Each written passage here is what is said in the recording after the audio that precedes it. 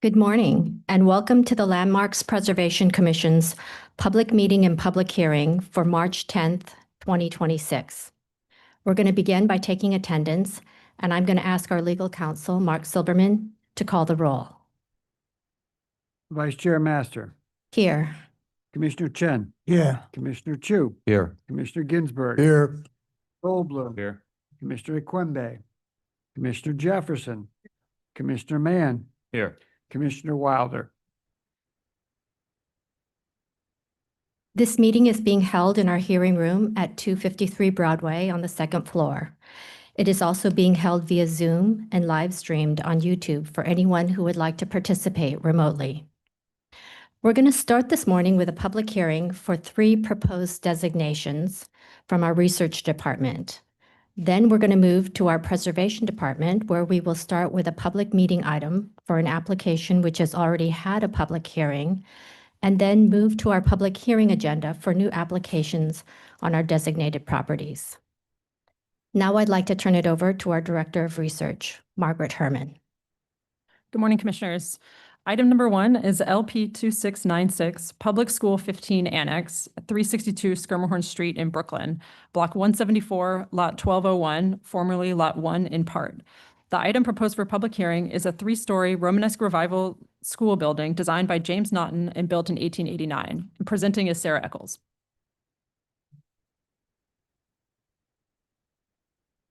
Good morning, I'm Sarah Eccles from the Research Department.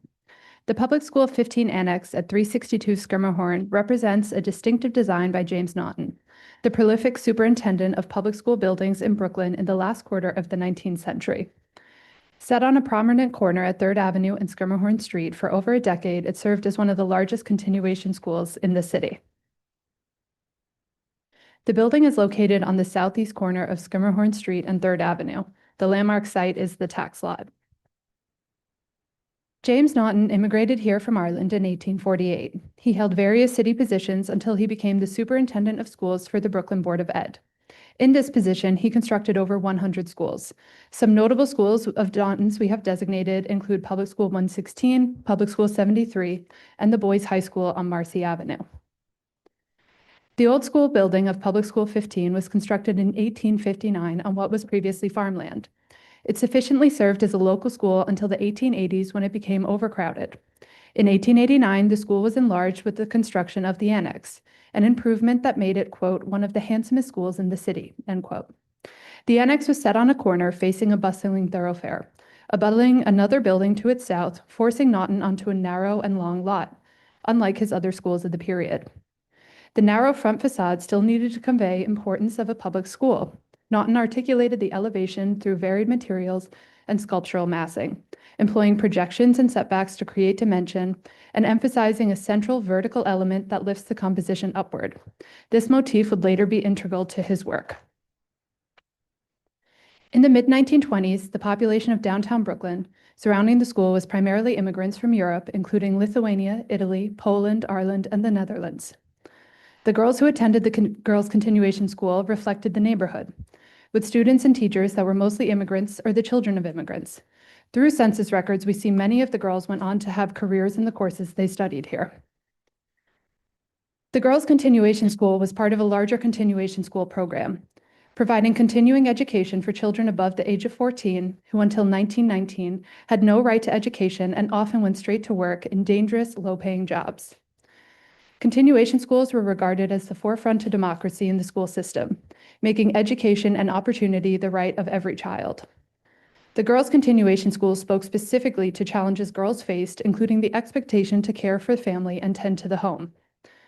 At the girls' continuation school, they learned practical skills such as homesick remedies, dressmaking, and household budgets, but were also given the opportunity to study bookkeeping, stenography, nursing, and other subjects where technical training was required. The girls' continuation school in the Annex was so successful, it opened a summer school for women, attracting college graduates, mothers, and grandmothers who needed an income during the Depression. One woman who attended the program highlighted the significance of the school. Quote, "Years ago, education was not considered essential for women," she said, "but today it is vital," end quote. The adult school housed in the Brooklyn girls' continuation school helped generations of women grow in knowledge, ability, and confidence. Later, in the 1930s, as the Depression continued, the school also became an evening vocational school for both men and women, thanks to funding from the WPA.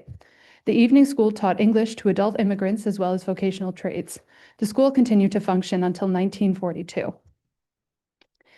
In the late 1930s, child labor laws tightened, the Depression left young people less opportunity to work, and the common occupation of teenagers became full-time school. This led to a dwindling population of students and eventually the continuation school's closure in 1942. Then, the building became a Department of Education outpatient clinic for child psychology. The Psychology Center was used to integrate early forms of mental health services into schools. In the 1990s, it became home to a specialized business high school, continuing to teach young adults vocational skills. In 2007, it became home to the Khalil Gibran International Academy, which opened as the first English-Arabic public school in the country, which offered curriculum focusing on the Arabic language and culture.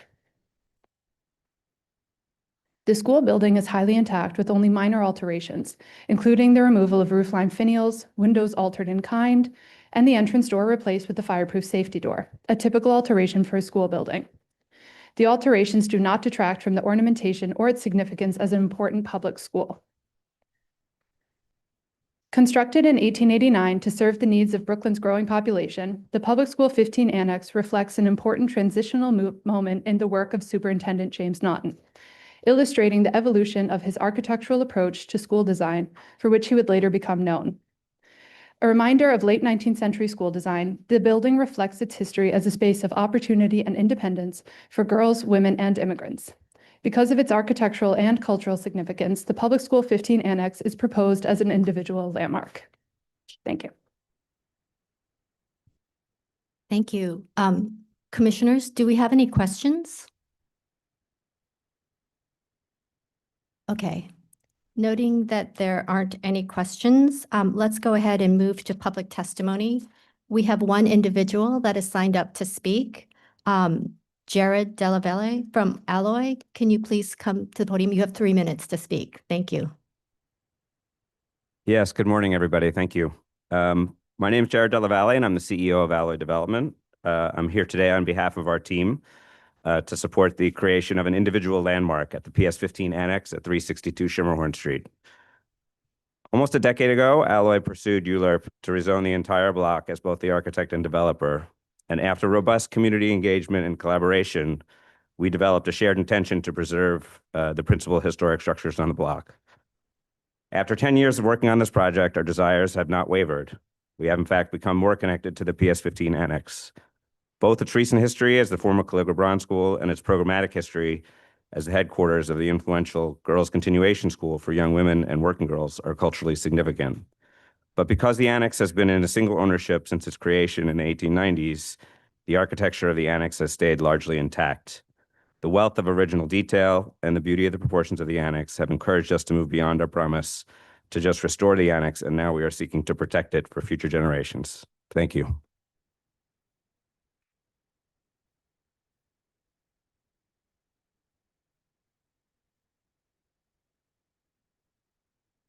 Thank you. Is there anybody else who would like to speak on this item in the room?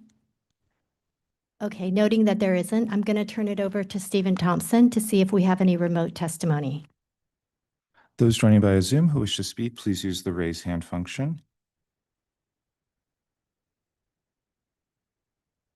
Our first speaker is Historic Districts Council. We'll be promoting you to panelists, after which we ask you to unmute yourself, state your name for the record, and you will have 3 minutes to speak.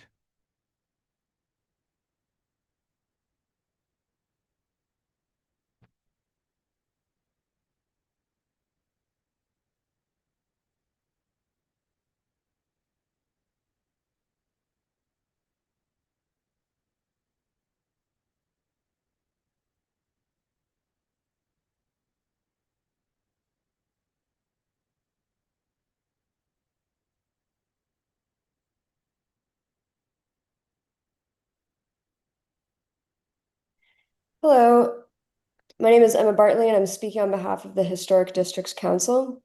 HDC supports the designation of the Public School 15 Annex at 362 Schermerhorn Street. designed in 1889 by James Naughton. Naughton, who designed more than 100 schools, sought to elevate the architectural character of Brooklyn's public school buildings, and the Annex remains a distinctive and well-preserved example of his work. By the 1920s, the building housed the Girls' Continuation School, serving thousands of young women, mainly immigrants, many immigrants or daughters of immigrants from nearby neighborhoods. Part of early 20th century child labor reforms, these schools ensured working teenagers continued their education while receiving vocational training. The Public School 15 Annex remains highly intact, with only minor alterations that do not diminish its architectural character or historic significance. Landmark designation is essential to ensure the long-term protection of this important piece of Brooklyn's architectural and social history. Thank you. Anyone else joining via Zoom who wishes to speak, please raise your hand.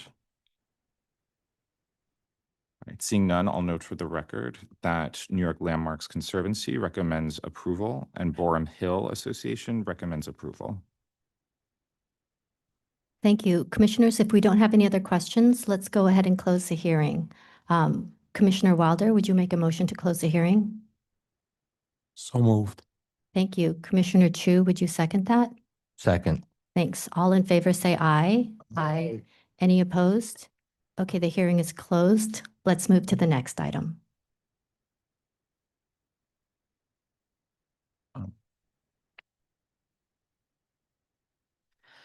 Okay. I'm sorry. Sure. Item number 2 is LP 2694, the Church of St. Mary at 440 Grand Street in Manhattan, Block 341, Lot 26. The item proposed for public hearing is a church built in 1833 with a Romanesque revival facade designed by architect Patrick Charles Keeley in 1864. Presenting is Lisa Buckley. I'm sorry, Margaret. We actually have somebody who would like to speak. The council member and chair of the Landmarks Subcommittee on Landmarks Public Sightings Dispositions, Christopher Marte, would like to speak before the presentation. Thank you. Yeah. Thank you for giving me this opportunity. I have to go across the street and vote pretty soon. Thank you, commissioners, for allowing me to testify in full support of the landmark designation for St. Mary's Church at 440 Grand Street on the Lower East Side. I'm thrilled that after years of advocacy from congregation members, preservationists, and displacement advocates, and the Lower East Side community, St. Mary's is finally being considered for landmarking. To me, St. Mary represents the best of our city, the past, the present, and future. Dedicated in 1833 and housing a 200-year-old congregation, St. Mary's is the oldest Catholic church in New York City, representing the Lower East Side iconic legacy as a bastion of diversity and a gateway for immigrants from all around the world. St. Mary's has always welcomed with open arms a wave of Irish, Puerto Rican, Chinese, and many other immigrants who have sought a better life here and who have defended the diversity and affordability of the Lower East Side for generations. St. Mary garners as much architectural and historic merit as any building in the city, but more importantly is an anchor to this community. St. Mary's has kept our people and our heritage alive, and we cannot afford to lose another Lower East Side institution as we lose our homes and our history to gentrification and displacement. Thank you to community activist Norma Ramirez, to Richard Moses and Deborah Weil from Lower East Side Preservation Initiative, Sandra Southers from Community Board 3, and to the 4,000 community members and advocates who signed a petition to save St. Mary's Church. I have copies of the petition right here. I couldn't carry all 4,000, but this is a good symbolic image of the work that went into to getting here today. This is a victory for everyone that's here. You got us here. As the local council member and chair of the Landmark Subcommittee, I'm proud to support the landmark designation of St. Mary's Church. Thank you, commissioners. Thank you so much. Okay, let's go ahead and move to our presentation. Thank you. Good morning, I'm Lisa Buckley from the Research Department. The Church of St. Mary is the home of Manhattan's third oldest Catholic parish, founded in 1826 to serve the rapidly growing Irish immigrant population of the Lower East Side.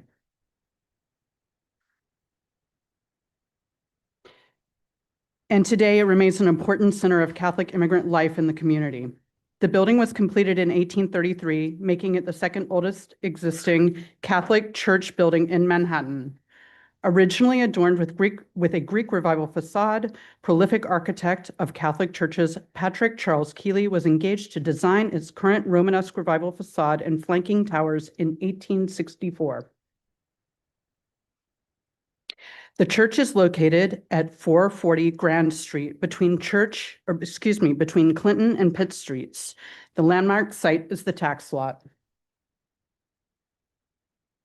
Commissioners, please note that a very small sliver of the right tower is on the adjacent lot, which is a remnant of the former street that was demapped, indicated by the blue arrow. We are currently working with the Archdiocese to find the best way to address this.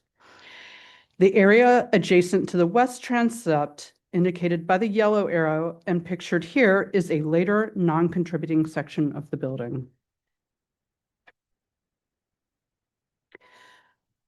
Since the colonial period, Irish immigrants to New York faced nativist and anti-Catholic discrimination and violence, including a prohibition of Catholic priests in the colony of New York that persisted beyond American independence. The repeal of this law in 1784 cleared the way for the open practice of Catholicism in New York State, and St. Peter's Catholic Church soon became the first parish in the city in 1786. St. Patrick's was to follow in 1815, and St. Mary's was third in 1826. While the law changed, anti-Catholic and anti-Irish sentiment persisted much longer, leading to the destruction of the first home of St. Mary's, a church on Sheriff Street purchased from a Presbyterian congregation. In 1832, the parish commenced construction of the first purpose-built Roman Catholic church on Manhattan's Lower East Side. The parish held Mass in a leased building for a few months, and then in a temporary shelter in the basement of the new church prior to its completion in 1833. The church on Grand Street was built with Fieldston side facades and a monumental Greek Revival facade, a design likely based on architectural pattern books depicting popular styles of the day, but the designers and builders of the building are not known to us. The parish thrived, and in 1864, they engaged Irish-born architect Patrick Charles Keeley to expand the church's size and update its Greek Revival facade in the Romanesque Revival style. The tripartite facade, dominated by double towers, is executed in red brick with handsome brownstone details. The image on the right shows St. Mary's looking from the rear along the now-gone Ridge Street.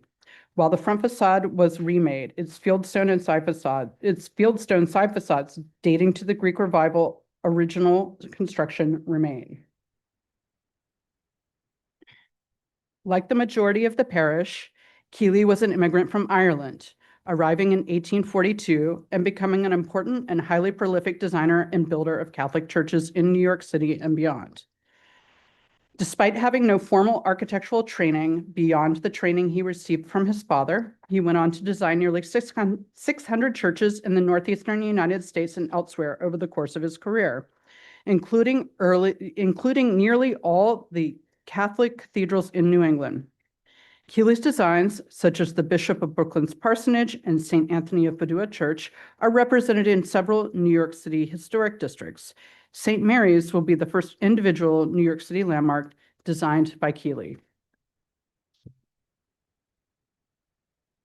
The church is a striking example of Romanesque Revival architecture, utilizing the rounded arches that define the style. The gabled facade, added in 1864, is flanked by imposing dual bell towers. The stained glass windows around the facade are later additions dating to the late 19th century. The side facades are composed of fieldstone and date to the original construction. In 1871, expansion of the church was again necessary due to overcrowding. Lawrence J. O'Connor designed the rear addition, which required the demolition of most of the rectory situated behind the church. The remaining portion of the rectory sits adjacent to the west transept and is joined by later non-contributing passageway. The blocks surrounding the church, once uniformly comprised of low-rise buildings, were changed dramatically over the course of the mid-20th century as smaller tenements and mixed-use structures gave way to high-rise residential buildings during the era of urban renewal. In the 1960s, St. Mary's partnered with the Department of Housing and Urban Development to start the Grand Street Guild, an organization dedicated to building affordable housing in the neighborhood. One of the buildings was built just to the east of St. Mary's, resulting in the demapping of Ridge Street and the creation of a pedestrian path and community space. In its early history, the Church of St. Mary was central to the lives of many of the earliest Catholics who came to New York from Ireland. It continues to be an important community institution and to more recent Catholic immigrants, including many from Spanish-speaking communities who make up the parish today.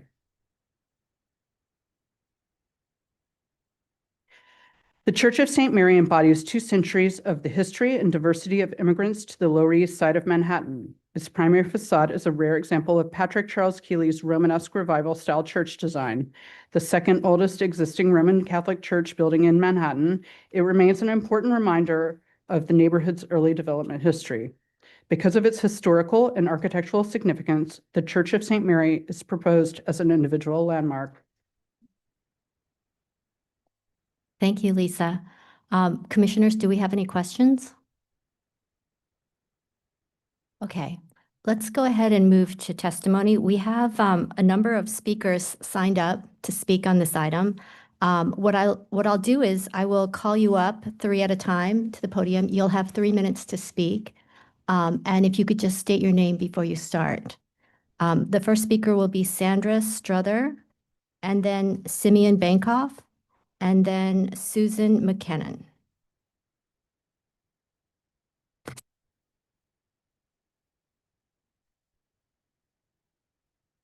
Good morning. My name is Sandra Strother, and I am the chair of the Landmarks Committee for Community Board 3, and also a lifetime resident and neighbor of the church itself. I'm here to give testimony in support of designation of St. Mary's Church. And as can be seen by the resolution, the CB3 resolution, there is an overwhelming desire for the designation and preservation of the church from parishioners, residents, and community organizations. We hope that you vote for the designation. Thank you. Good morning, Commissioners. Simeon Bankoff. I'm a longtime preservationist. Thank you so much for bringing forward this designation. It's incredibly wonderful that the Landmarks Commission is both recognizing Keeley's work as an individual in this individual landmark and also a very important building on the Lower East Side. It's also terrific to be designating a working Roman Catholic church, which is a fairly rare thing in the agency. I was really interested to read the background on it, and I compliment the research staff on focusing on the cultural meanings behind this building. It does bring up an interesting point, which we've been talking about a lot recently at the LPC, of how do you define churches? That is it the cultural meaning of the church that's significant? Is it the architecture of the church that's significant? I would posit that actually the architecture of the church is reflective and embodies its cultural history, and that without a church itself, that cultural history is lost into air.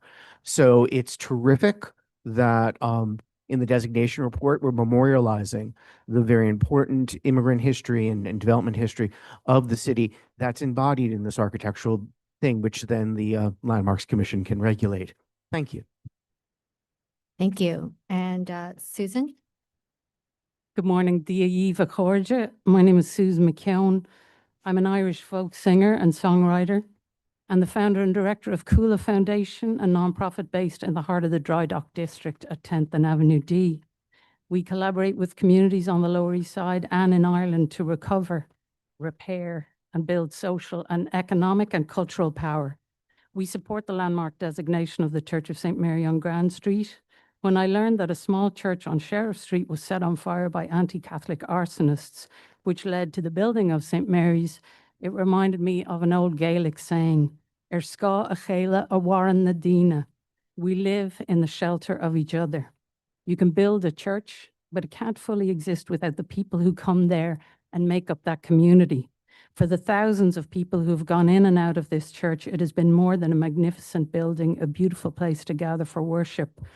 For almost 200 years, it has been a safe haven where they could seek relief from their daily struggles and find community support. Communities are made up of all these people, most of whom are never heard of, the people who struggle and do the invisible work and whose names are not remembered.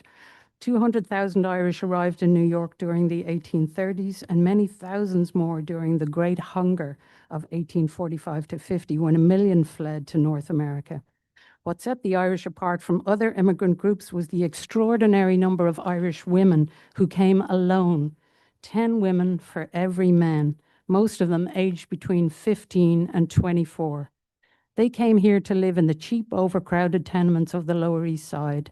As Hassia Diner tells us in her book, Erin's Daughters in America, the Irish arrived poor, poorer than other immigrants who came at the same time. Their overwhelming peasant background equipped them only for the most menial of work that commanded the most paltry of wages. The clearly articulated anti-Catholic, anti-Irish hysteria that swept America over and over again in the 19th century compounded their misery and constricted their chances of job mobility.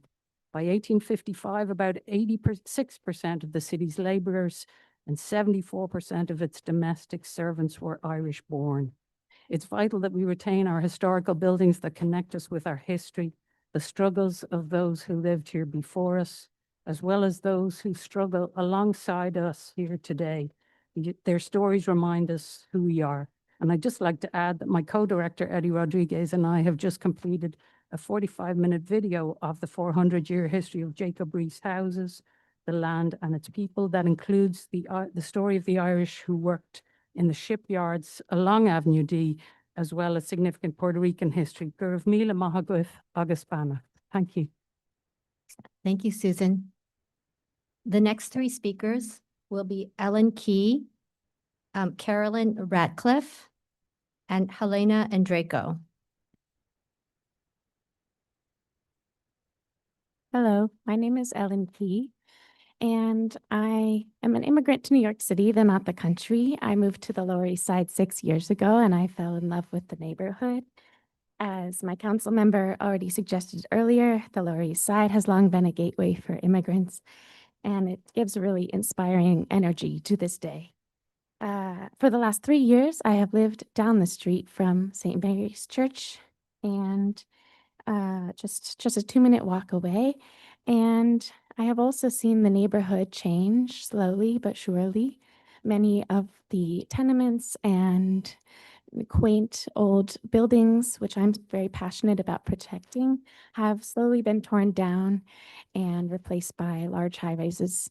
In fact, the blocks along Grand Street near the church are currently under construction, or in the last decade or so have been changed into new luxury high-rises.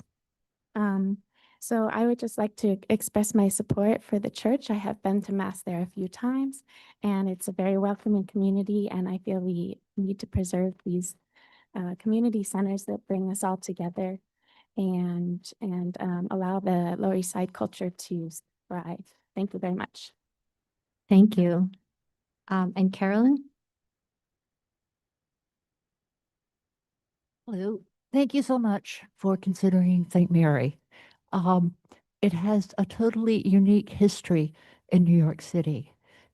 One of the things that wasn't mentioned, the penal code in Ireland forbid the use of bells up until 1829. St. Mary's has a bell that was fabricated in Ireland, and it was the first bell in a Catholic church in New York City, and it's still there. It's still ringing. St. Mary's has a unique history in the way that it served the community. There have been a number of very devoted people. Rose Hawthorne, the daughter of Nathaniel Hawthorne, converted to Catholicism there and served the poor. She visited the homes of people who were dying of cancer, bandaged them, took care of them. Annie Moore, who was the first immigrant through Ellis Island, was also a congregant. This church has a totally unique history in New York City, and thank you for considering it for landmark. Thank you so much. That was very interesting. And Helena? Excuse me. Good morning. My name is Helena Andraco, and I live on the Lower East Side, just down the street from St. Mary's Church. I moved to the Lower East Side years ago to enjoy the low-rise historic charm of the area.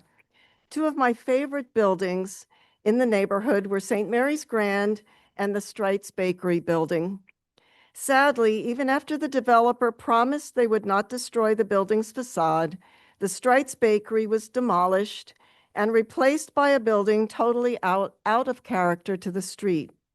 But St. Mary's is still with us. It is a beautiful and important beacon of the early history of the Lower East Side and one of the last buildings of its era on Grand Street east of Essex. Please don't let St. Mary's go the way of the Streit's Bakery and many of the other Lower East Side buildings that we've lost. I urge you to vote to landmark St. Mary's Grand Church. Thank you very much. Thank you. And our final speaker that has been signed up is Norma Ramirez.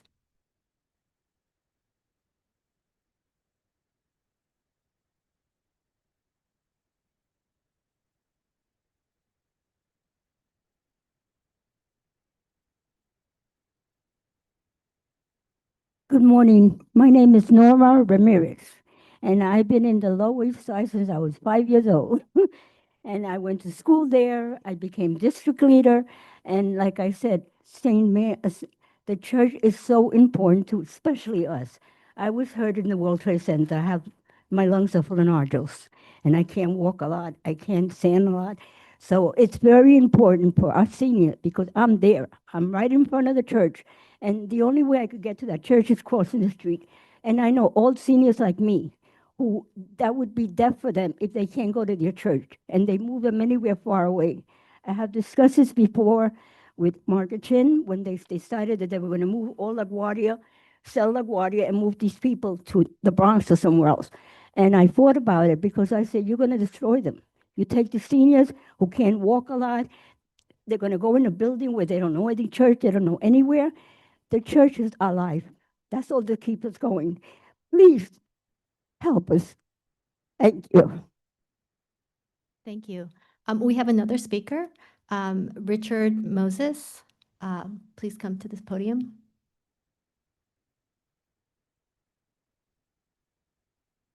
Good morning, Commissioners.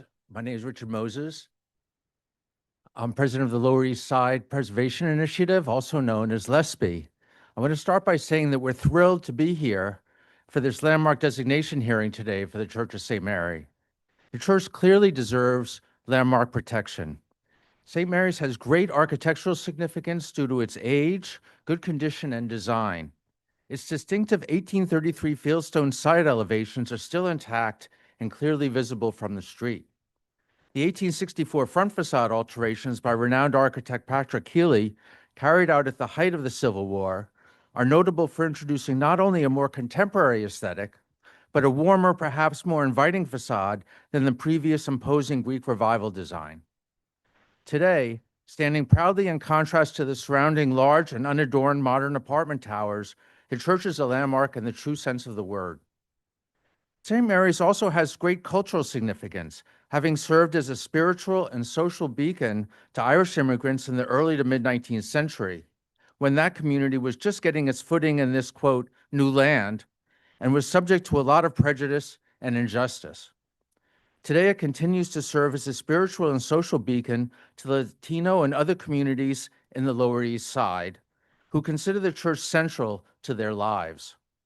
In addition, many other members of the surrounding community look upon St. Mary's as a link to the neighborhood's rich history and as providing a sense of continuity in an ever-changing and often disruptive urban environment.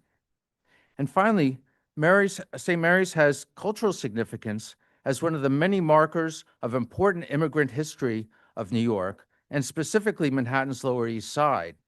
And there's no better way to recognize this, in our opinion, than by preserving monuments to the immigrant experience, including the architecture and other physical monuments and markers that remain with us on the Lower East Side.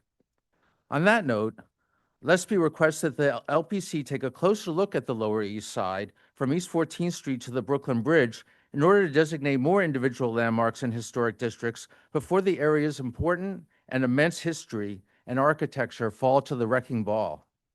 Today, we respectfully ask the Commission to vote as soon as possible to designate the Church of St. Mary's a New York City individual landmark. Thank you. Thank you, Richard. Is there anybody else in the room who would like to speak on this item? Okay, noting that there isn't, let me turn it over to Stephen Thompson to see if we have any remote testimony. Those joining via Zoom, please raise your hand, after which you'll be promoted to panelists. Once your name is called, you'll have 3 minutes to speak. Our first speaker will be Historic Districts Council.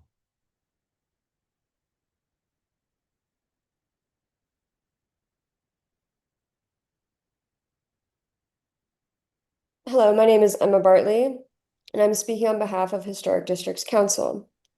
HDC is pleased to testify in support of the designation of the Church of St. Mary at 440 Grand Street. St. Mary's is one of the earliest Catholic parishes in New York City and among Manhattan's oldest surviving Catholic church buildings. The striking Romanesque Revival facade and twin bell towers were added in 1864 by Patrick Charles Keeley, a prolific church architect of the 19th century. We understand St. Mary's would be the first individual New York City landmark to recognize Keeley's work. Beyond its architectural distinction, St. Mary's tells the story of immigration on the Lower East Side. Established to serve Irish immigrants facing widespread discrimination, the church has anchored successive waves of newcomers for nearly 2 centuries. Today, it remains a vibrant, multi-ethnic congregation with services in Spanish and English, continuing its historic role as a center of immigrant life. As the Lower East Side remains underrepresented in landmark designations and vulnerable to redevelopment, recognizing St. Mary's would be an important step towards preserving the neighborhood's layered history. We also encourage LPC to consider additional Catholic churches for designation, as a growing number across the city face closure and demolition, placing an important part of New York City's religious and cultural heritage at risk. Landmark designation can not only protect these buildings, but also support thoughtful adaptive reuse strategies, helping ensure that these significant structures remain active parts of their communities. Thank you. The next speaker is Mitchell Grobler.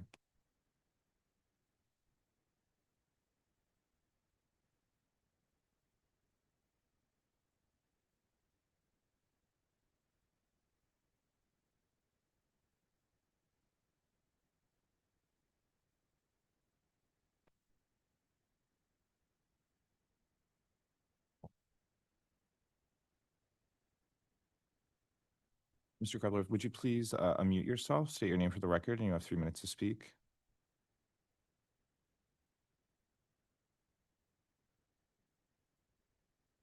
All right, is there anyone else joining remotely who'd like to speak while Mitchell sorts through? I'm here. All right, your 3 minutes begin now.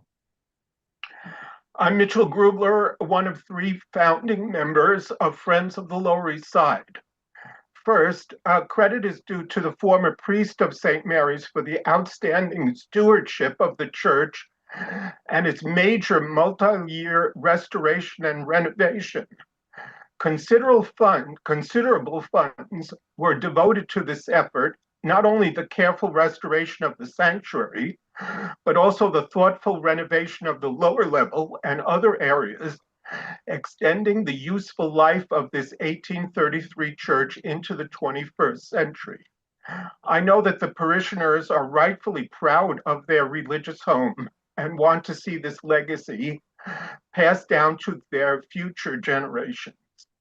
That we have come to this stage in the landmark process, credit is also due to the current priest, the devoted parishioners, the Roman Catholic Archdiocese, and the Commission. Friends of the Lower East Side is pleased to have the Commission's attention drawn to our neighborhood, and we hope that that interest will continue to result in future considerations of both individual designations as well as historic district designations. And lastly, I wish to draw your attention to another St. Mary's Church This one built in 1857 on Bay Street in Rosebank, Staten Island, that is equally deserving of landmark designation. Thank you. Anyone else joining via Zoom that wishes to speak, please use the raise hand function. Right, seeing none, I'll note for the record that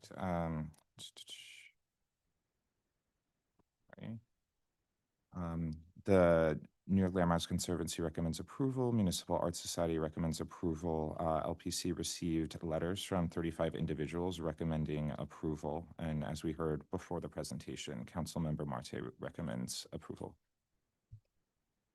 Thank you. Commissioners, if we don't have any questions, let's go ahead and close the hearing. Commissioner Goldblum, would you make a motion to close the hearing? No move. Thank you. Commissioner Jefferson, would you second that? No second. Thank you. All in favor, say aye. Aye. Any opposed? Okay, the hearing is closed. Let's move to the next item.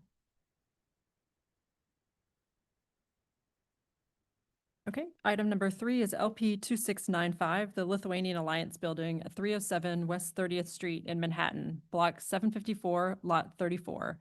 The item proposed for public hearing is a neo-Grek flats building constructed in 1876 to 1877 that has been home to the Lithuanian Alliance since 1910. And presenting is Jessica Fletcher. Good morning. I'm Jessica Fletcher from the Research Department.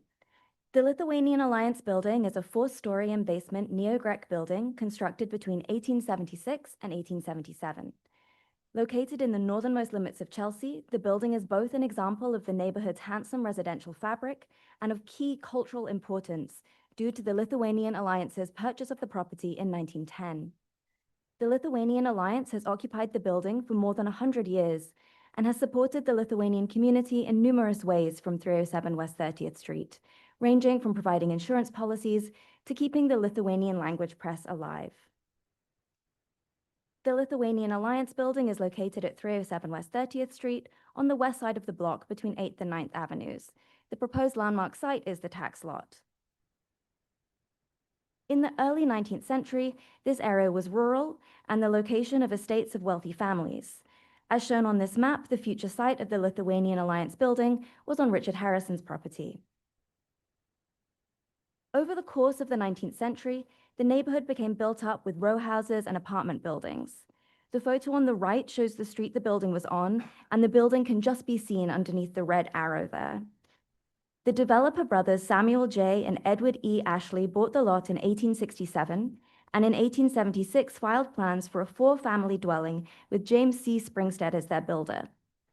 The 4-story plus basement dwelling held 1 apartment on each floor and was referred to as a French flat in documentation recording its construction. French flats were developed for the middle classes, and the term was intended to separate them from the perceived stigma of tenements. The 1880 census shows predominantly middle and lower middle class families living in the surrounding streets, slightly to the north of the fashionable heart of Chelsea. The Lithuanian Alliance was established in 1886, and the organization bought the building in 1910. They chose the site for its relative proximity to Ellis Island after considering sites in Brooklyn and as far afield as Boston. Fraternal alliances such as the Lithuanian Alliance were set up to help fellow immigrants weather the difficulties of life in the United States. It offered help in the form of material aid like insurance policies, health benefits, and loans, as well as seeking to preserve and propagate Lithuanian cultural heritage.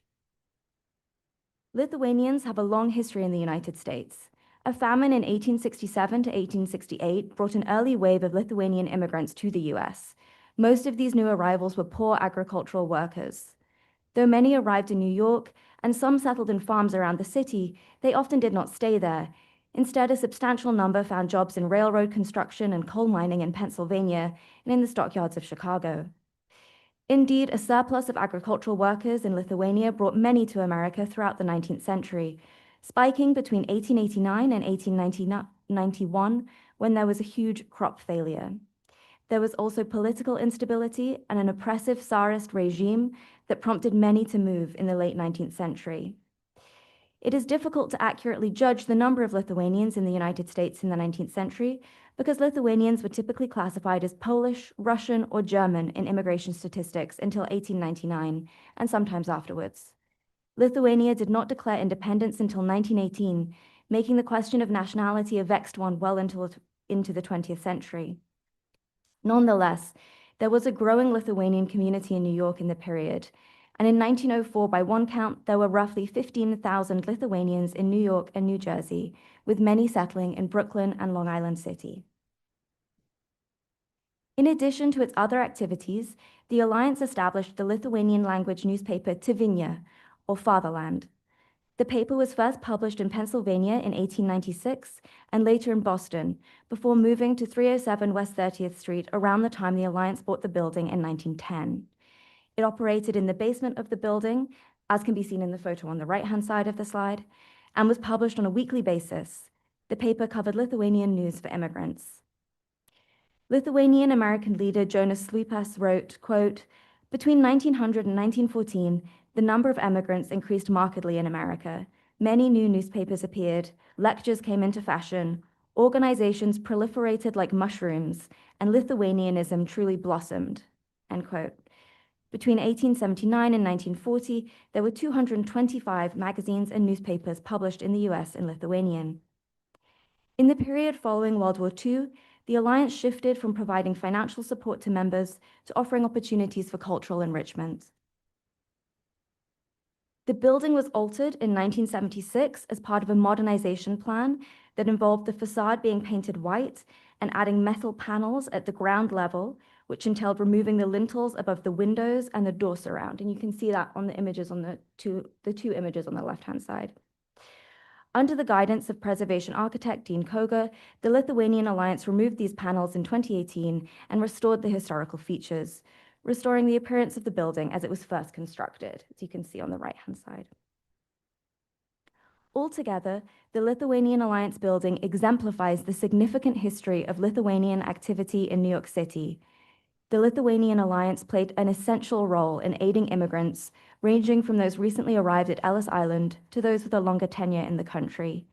Using its basement printing press, the organization spread news and information nationally, creating a diasporic Lithuanian community in the United States. For over a century, the Lithuanian Alliance has been located at 307 West 30th Street, and it continues to be a hub of Lithuanian American culture to this day. Because of its cultural significance, the Lithuanian Alliance building is proposed as an individual landmark. Thank you. Thank you, Jessica. Commissioners, do we have any questions? Okay, we have some folks that are signed up to speak. When I call your name, please come to the podium. You have 3 minutes to speak, and please state your name. First, we have Danius Glinskis from the Lithuanian Alliance. Hello, I'm Rimtas Danius Glinskis, member of Lithuanian Alliance of America board, and I'm very thankful for Landmark Commission consideration to make our building landmark of New York City. It's only one remaining Lithuanian-owned building in big New York, not just New York City, but all around. And this is very important for our culture because this is preservation and heritage of our past, because this is was first up to now and still up to now organization who still exists in the entire world of Lithuania. And we want to preserve that for the future. And the second is by this 100 years, it's collects so much in the building. We have still left over from this publishing house. We have all huge archive of our members. It's about 40,000. It's like big heritage for families in American Lithuanians or heritage of Americans who have Lithuanian heritage to find their relatives in our building. We have still do big work to digitize that, but still is there in the hundreds of boxes. And we have leftovers from all illustration from magazines, wood blocks, which is represent like almost 100 years of history of printing in New York. Now it's our cultural hub, and not just cultural hub for American Lithuanians in New York, but it's a representative place for all Lithuanian representative who's coming to New York, most to UN sessions, meeting with community and discussing all other issues. And at the end, I want you promise that we very well maintain our building like we did before. And we continue to that because we love that and we'll never sell it. It's our future and it's our destiny to keep that alive. Thank you. I hope the commission vote for this designation individual landmark. Thank you. Thank you. And now we have Davidas Spokauskas, who's from the General Council of Lithuania. Thank you, Madam Chair. Honorable Commissioners, my name is Dovydas Špokauskas. I'm Consul General of Lithuania in New York, and thank you so much for the opportunity to speak. On behalf of the Consulate, I would like to strongly support the proposal to designate Lithuanian Alliance Building as the New York City individual landmark. As mentioned by this previous speaker, the Lithuanian Alliance is the oldest continuously operating Lithuanian organization in the world. It provided a vital link with the United States at crucial historical junctures for Lithuania and remains an irreplaceable part of Lithuanian American history. It sheltered first waves of Lithuanian immigrants in the late 19th century, promoted recognition of the newly established Lithuanian Republic in 1918, supported efforts to oppose Soviet occupation right until the 1990s, and was a crucial pillar for strengthening the newly re-established Lithuania, the 36th anniversary of which we will be celebrating tomorrow, March 11th.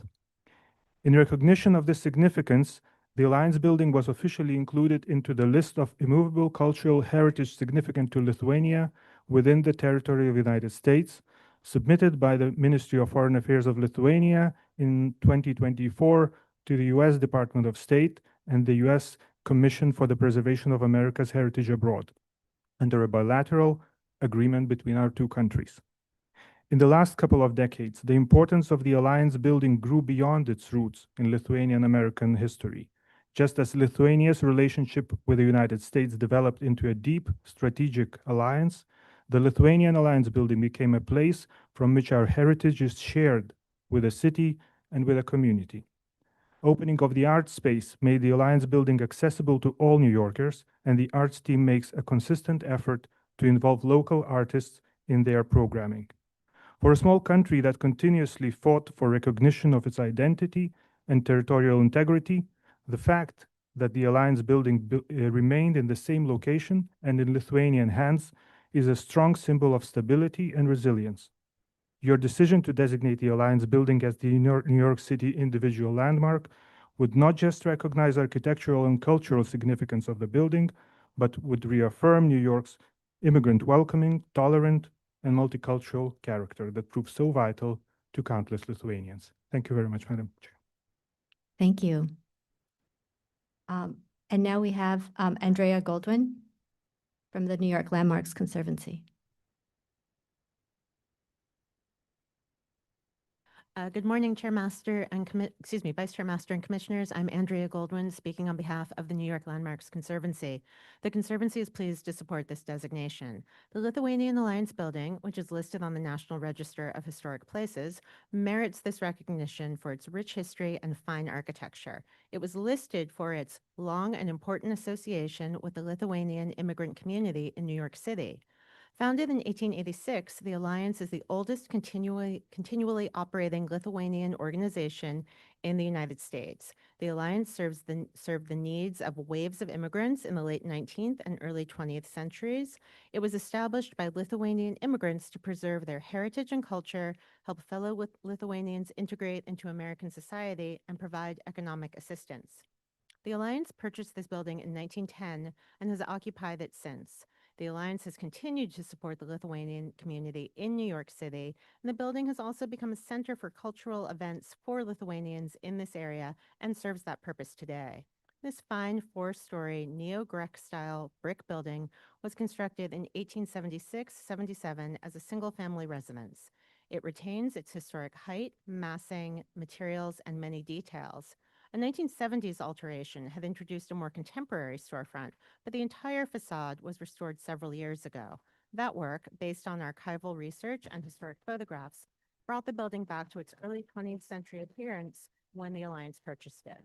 Many landmarks represent the culture of different immigrant groups that have become woven into New York City history, and this is one of the few that directly represents the contributions of Lithuanians. We urge the Commission to vote in favor of its designation. Thank you. Thank you, Andrea. Our next speaker is Brad Vogel.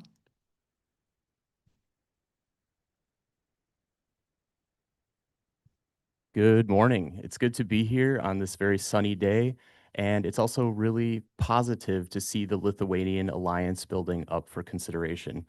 As someone who, my name is Brad Vogel. I'm here on my own behalf, but I'm also a member of the Empire State Coalition, Station Coalition rather, which has been advocating for the people and buildings affected by the proposed changes to Penn Station. And as someone who has led tours in the site going back to 2020, the Lithuanian Alliance building has always been one of the landmarks that was recognized. Anecdotally, a friend of mine lives in the building just up the street on 30th Street and could not believe, as I could not, that this building was in the proposed path of demolition that could result from the station changes. It functions as a landmark. I did want to call the Commission's attention, though, to several other landmarks that remain very much worthy of reconsideration for designation within the site. One of those being the magnificent Gimbel's Sky Bridge, 100 years old, wonderful green patina, again, functions as a true landmark that people refer to and that many people hold dear across 32nd Street. That's in danger. Also, the Annex powerhouse of the original Penn Station on 31st Street. Again, a very, very significant thing in its own right, but also as part of the preservation story of New York City. And finally, I'm so glad to see the uplift of a building for its cultural heritage, its cultural significance. And I did want to point out for the Commission that the home of the great poet Walt Whitman at 99 Ryerson Street remains to this day unlandmarked. Thank you. Thank you. Is there anybody else in the room who would like to speak on this item? Noting that there isn't, let me turn it over to Stephen Thompson to see if we have any remote testimony. Those joining by Zoom who wish to speak, please raise your hand. First speaker will be Historic Districts Council.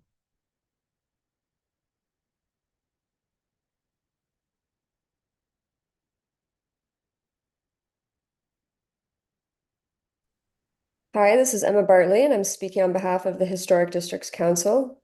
HDC is pleased to support the designation of the Lithuanian Alliance building as an individual New York City landmark. Built in 1876 to 1877 as a four-story neo-Grec French flat, the building reflects the late 19th century development of Midtown West as the area transitioned from rural estates to a dense residential neighborhood. Today, it stands as a rare surviving example of that period. HDC, as a member of the Empire State Coalition, which works to preserve the historic fabric around Penn Station, views this designation as an important step in protecting an area undergoing rapid redevelopment and encourages LPC to consider additional nearby historic buildings for designation. In addition to this building's architectural significance, the building has served as an important center of Lithuanian American community life for more than a century. Since 1910, it has been the headquarters of the Lithuanian Alliance of America, founded to support Lithuanian immigrants. While we are pleased to support the designation of this building, we note that other important Lithuanian heritage sites remain unprotected. Namely, HDC continues to advocate for the landmarking of the Transfiguration Church in Maspeth and urges LPC to consider the site in order to recognize and safeguard more of the city's Lithuanian legacy. Thank you.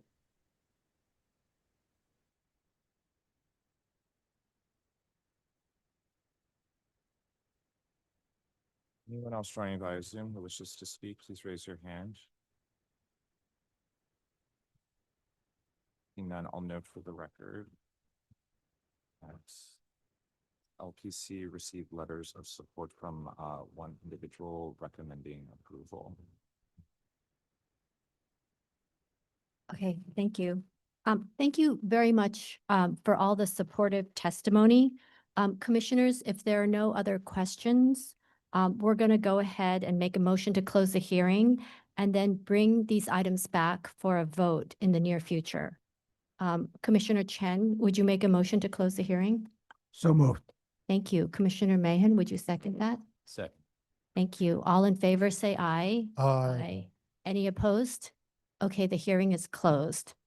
Let's go ahead and move to the preservation agenda. And I'm going to turn it over to our Director of Preservation, Corey Harala. Thank you, Vice Chair Master.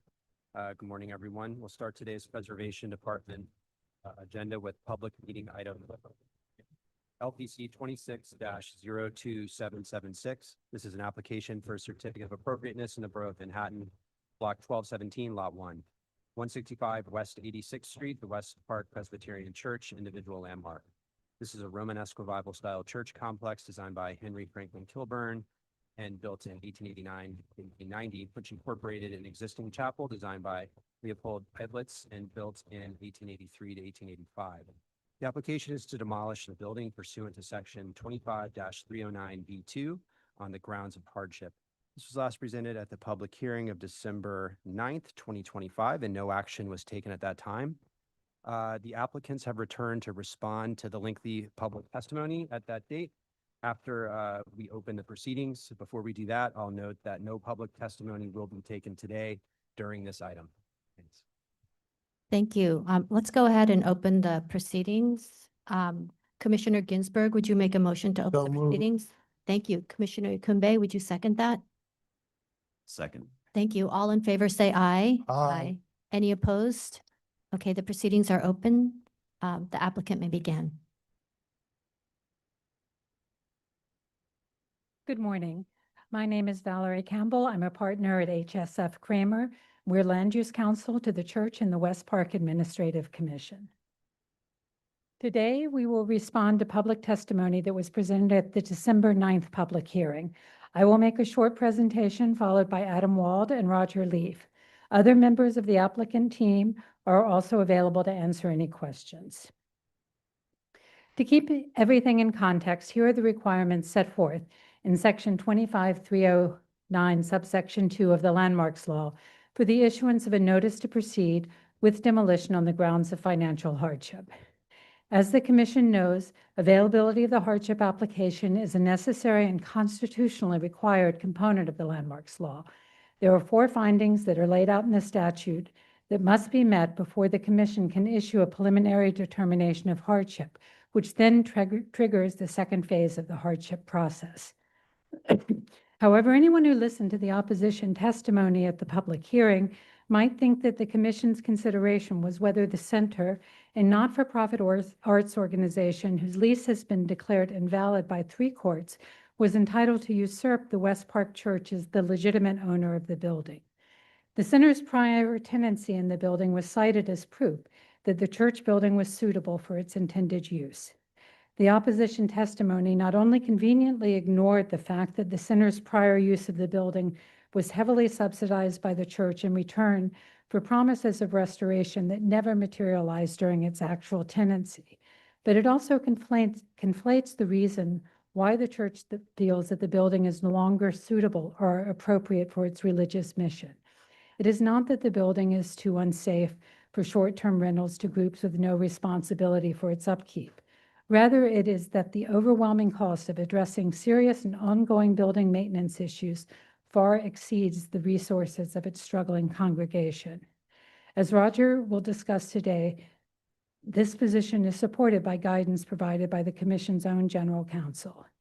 In an attempt to derail the reasonable return analysis presented by the church, the center and its consultants have also created a fictitious alternative analysis that is based on proceeds from a non-existent lease, profit sharing where there was no profit, and millions of dollars of proceeds from the sale of development rights in the absence of any known or potential buyers of these rights. Adam will discuss the abundant flaws in this analysis. Finally, the center is not a party to this application with respect to the reasonable return analysis or the suitability finding. The center is certainly entitled to submit testimony and make their arguments. However, the insulting characterizations of the church's motives and of the faith of its members that were made by many of the opponents at the public hearing are not only offensive, they disparage the legitimacy of the church's mission. The parties on all sides of this issue have praised the church's long history of social activism, which should be a paramount consideration for the commission. It is clear that the burdens of maintaining this landmark have taken precedence over the mission and bankrupted the church. This is precisely the situation that the hardship provisions for not-for-profits are designed to address. This proceeding is not an opportunity for another not-for-profit to take advantage of the church by thwarting its application in its efforts to gain control of the property for its own advantage and to protect the views of many of its board members. If the commission makes a preliminary determination of hardship, the center will have an opportunity to make an equivalent offer that is not dependent on hardship. During its tenancy, the center had ample opportunity to become a positive force and a true partner to the church, but it failed at every turn. We respectfully submit that the church has conclusively demonstrated that the commission should make a preliminary determination of hardship. Before I turn the presentation over to Adam, I would like to discuss a few legal arguments put forth in the opposition submission. First, the fact that the developer could elect to proceed with the purchase if the commission does not grant a hardship determination does not invalidate the contract finding because the developer is not obligated to proceed, and the church could not compel the developer to proceed with the purchase of the landmark if the commission does not issue a notice to proceed. The opposing counsel's insertion of the word entirely before the word contingent when that word does not appear in the statute is misleading and deceptive. Second, the opposition's assertion that the church cannot proceed to demolish with reasonable promptness because of the necessity of obtaining Supreme Court approval of the contract of sale is contrary to the commission's precedent in the St. Vincent's hardship determination, where the applicant still needed a land use approval subject to ULURP and state health department approvals before commencing demolition. It would also effectively eliminate the ability of most not-for-profits to ever satisfy the requirements under the hardship statute because most not-for-profits are required to get Attorney General or court approval for the sale of their property. Third, as discussed in our submission, the opposition mistakes the precedents in the Stahl and Kiska cases concerning the depreciation of renovation cost. In the first application, the commission's consultants agreed that these costs were properly calculated and incorporated in the reasonable return analysis. Now I will turn it over to Adam Wald, who will discuss some of the reasonable return analysis. It's this one. Yep. Thank you, Valerie. Good morning. My name is Adam Wald. I'm a managing director with Stout, formerly of the firm Appraisers and Planners. Our firm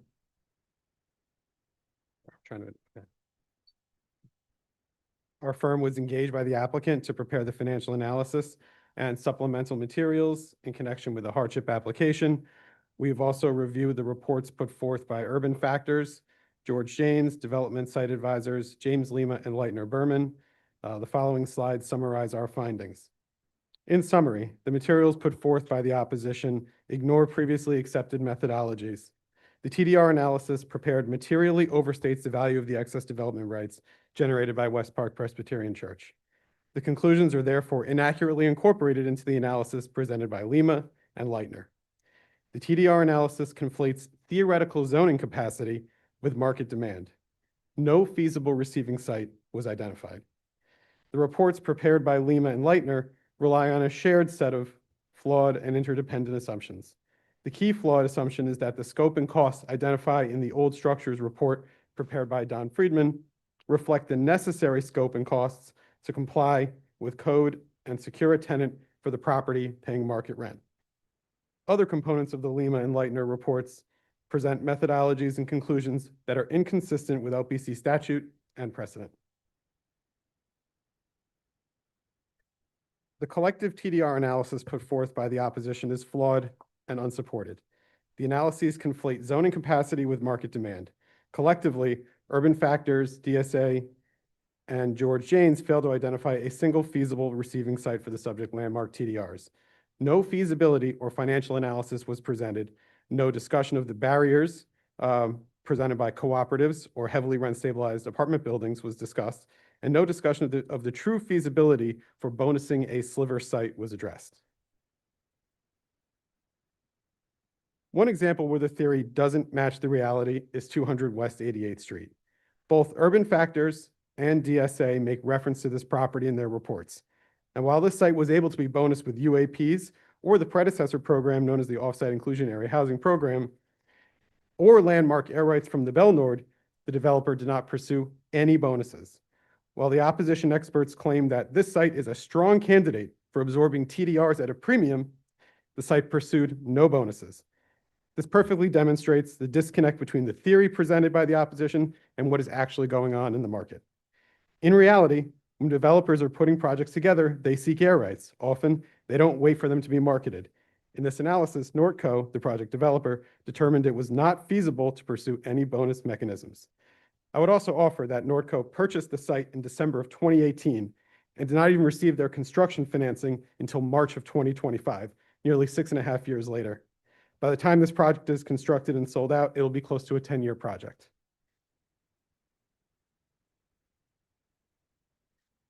The Urban Factors Report presents three main categories of potential receiving sites for the West Park TDRs: potential teardowns, potential rooftop and rear yard additions, and potential overbuilt sites that can enjoy curing an overbuilt condition.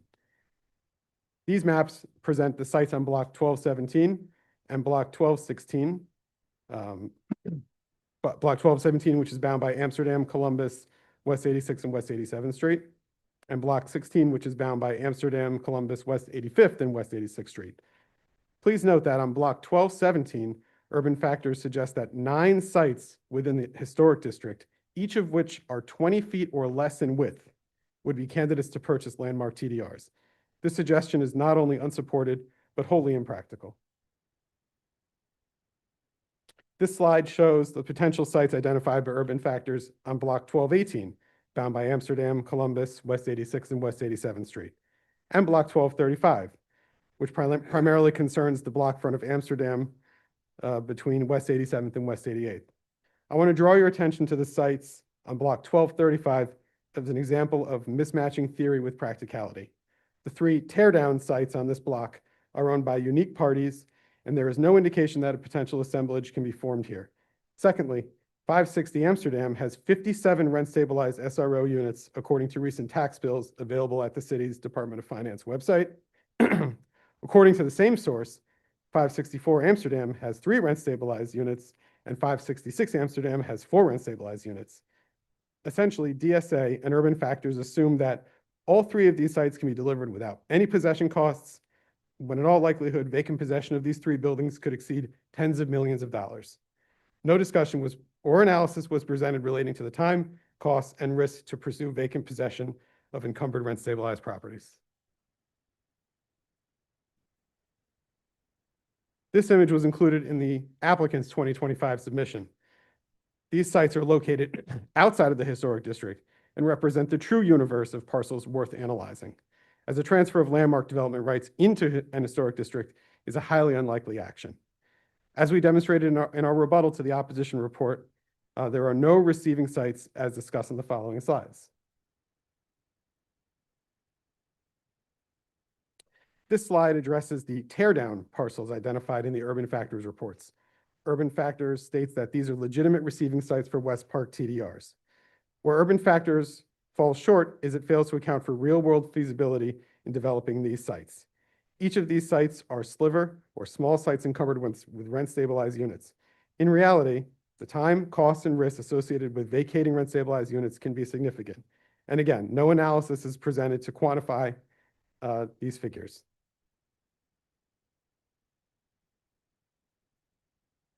Urban Factors also identified sliver sites as potential receivers. They made reference to several other sliver sites in Manhattan in an effort to point out that developers do, in fact, develop on small lots. We acknowledge that under the right conditions, developers do develop on narrow lots. However, none of the parcels identified in the opposition reports built more than their basic maximum density. 1477 3rd Avenue is a great example that was identified in the Urban Factors report. It's a perfect candidate that can be bonused with UAPs, yet the developer has elected to build only to a 9.9 FAR, proving that theoretical density doesn't necessarily match market realities. The opposition also identified several parcels on blocks 1217 and 1216 that could be receiving sites. Again, conflating theoretical zoning capacity with reality, the opposition ignores the fact that cooperative properties are not acquiring density to expand. Between the supermajorities typically required between shareholders for co-ops, the lender consents, and the amendment to offering plans, it is highly unlikely that a cooperative would purchase development rights for an expansion. We note that Urban Factors did not present a single example of a cooperative acquiring development rights for an expansion in its report, and has still not offered an example. Neither the applicant's attorneys, Bob Knackel, or our firm could find a single instance where this has occurred. Of course, the opposition provided no evidence of any precedent. The opposition presents additional potential uses of the subject TDRs to cure overbuilt conditions. There's no precedent for this. No economic incentive exists. Market evidence, as supported by Bob Knackel's report, confirms such transactions are extremely uncommon, and it is unrealistic that a purchaser would pursue a lengthy and costly landmarks transfer to cure an overbuilt condition that can continue legally. It strains credibility to suggest as much.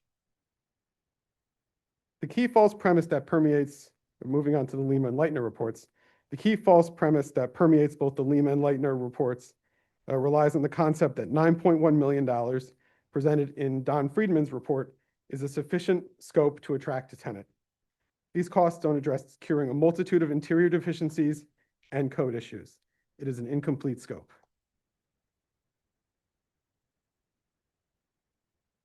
The focus is on doing the minimum to remove the sidewalk bridge.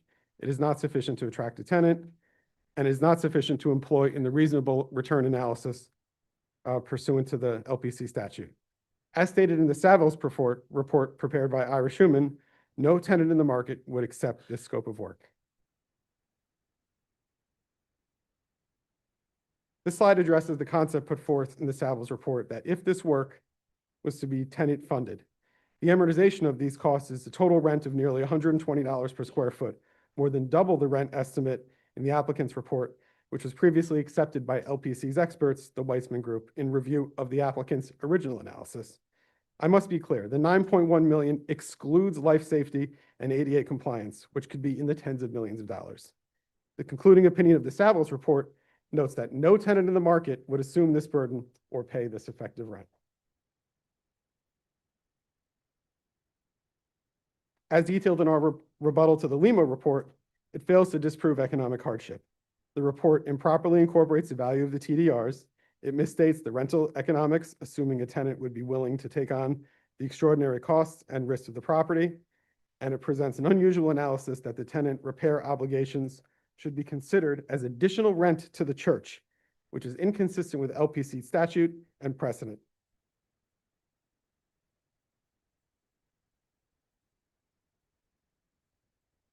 Similar to the Lima report, the Leitner report fails to disprove economic hardship.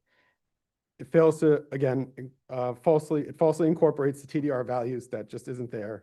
It fails to properly apply the depreciated repair cost as an annual expense in keeping with established LPC precedent. And some aspects of the Leitner report call into question the author's understanding of the condition of the building. This misunderstanding is carried throughout a number of his analyses. He mischaracterizes the building condition, and it permeates throughout his calculations. He classifies this 140-year-old structure as in average condition and assigns a 40-year effective age despite serious structural issues. And this leads to minimal rent adjustments and is inconsistent analyses dealing with the physical plant of the building. In conclusion, the opposition experts present flawed analyses. They ignore the applicant's methodology, was previously accepted by LPC, and has improper treatment of repair costs in the reasonable return calculation. The West Park Presbyterian TDRs are materially overstated, and the opposition experts frankly missed the mark. Their analyses incorporated incomplete renovation scope, and they wildly overstated the income potential of the site. They failed to recognize the market realities that no tenant is taking on the scope and risks of this property. In conclusion, nothing presented in the opposition reports disprove that the West Park Presbyterian Church cannot earn a reasonable return. I'll turn back to Roger.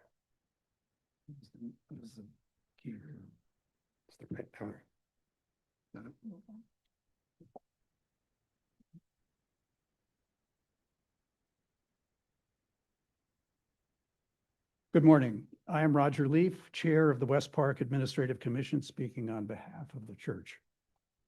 In her opening remarks, Val Campbell touched briefly on the question as to whether the building has ceased to be adequate, suitable, or appropriate for the religious mission to which the church is devoted. Opposition testimony has argued that the church does not meet this test because the space has been leased to an arts group for 7 years for nominal rent, and that the group would like to continue to do so. Their counsel has also gone so far as to argue that the test for suitability is related to the use as a community facility, not the religious purpose of the owner, as the statute clearly states. It has blatantly mischaracterized our position by claiming that the issue is whether the building is currently too unsafe for selective use, for short-term rentals, to groups who are not responsible for its upkeep. We have never argued that the building could not be rented to potential tenants, even for religious purposes. Rather, our position is that the overwhelming cost to maintain the building and to address its many serious condition issues are far beyond the resources of this struggling congregation. That said, there are clearly areas of the building that are unsafe, and condition issues often limit its use. If a fire or other catastrophe were to occur, given the building's condition, it could easily subject the congregation and the presbytery to a $100 million lawsuit. Our argument is fully supported by precedent. In the words of your own general counsel, quote, "The commission has historically looked at both physical condition and the limitations of the building and the financial impact of addressing these conditions, calling the test, quote, very fact specific." There has been a long-running debate over the cost of restoring the building, but there is no disagreement that it is in terrible shape. Opposition testimony has relied on an August 30, 2023 report by Donald Freeman of Old Structures that places the cost to make the building safe at $9.1 million compared to our estimate in the same year of $26.6 million. This is an apples to oranges comparison. The Freeman report addresses only short-term repairs that would allow for the removal of the 25-year-old sidewalk shed for a period of perhaps 3 to 5 years, after which it would have to be put up again for another round of repairs. This cycle would repeat until the entire sandstone facade was replaced. Freeman does not address critical repairs to the interior space that would be needed to make it safe for long-term use. Even if the entire building could be made safe for $9 million, which we do not believe is the case, the overwhelming cost would be no less daunting for the congregation. Even this amount is far beyond both the church's resources and what could be funded by rental income. I would first like to highlight the center is neither the owner nor an occupant to this building and has no standing whatsoever in these proceedings. It is apparently operating very successfully in another landmark church a few blocks away with space of comparable size that is far better condition.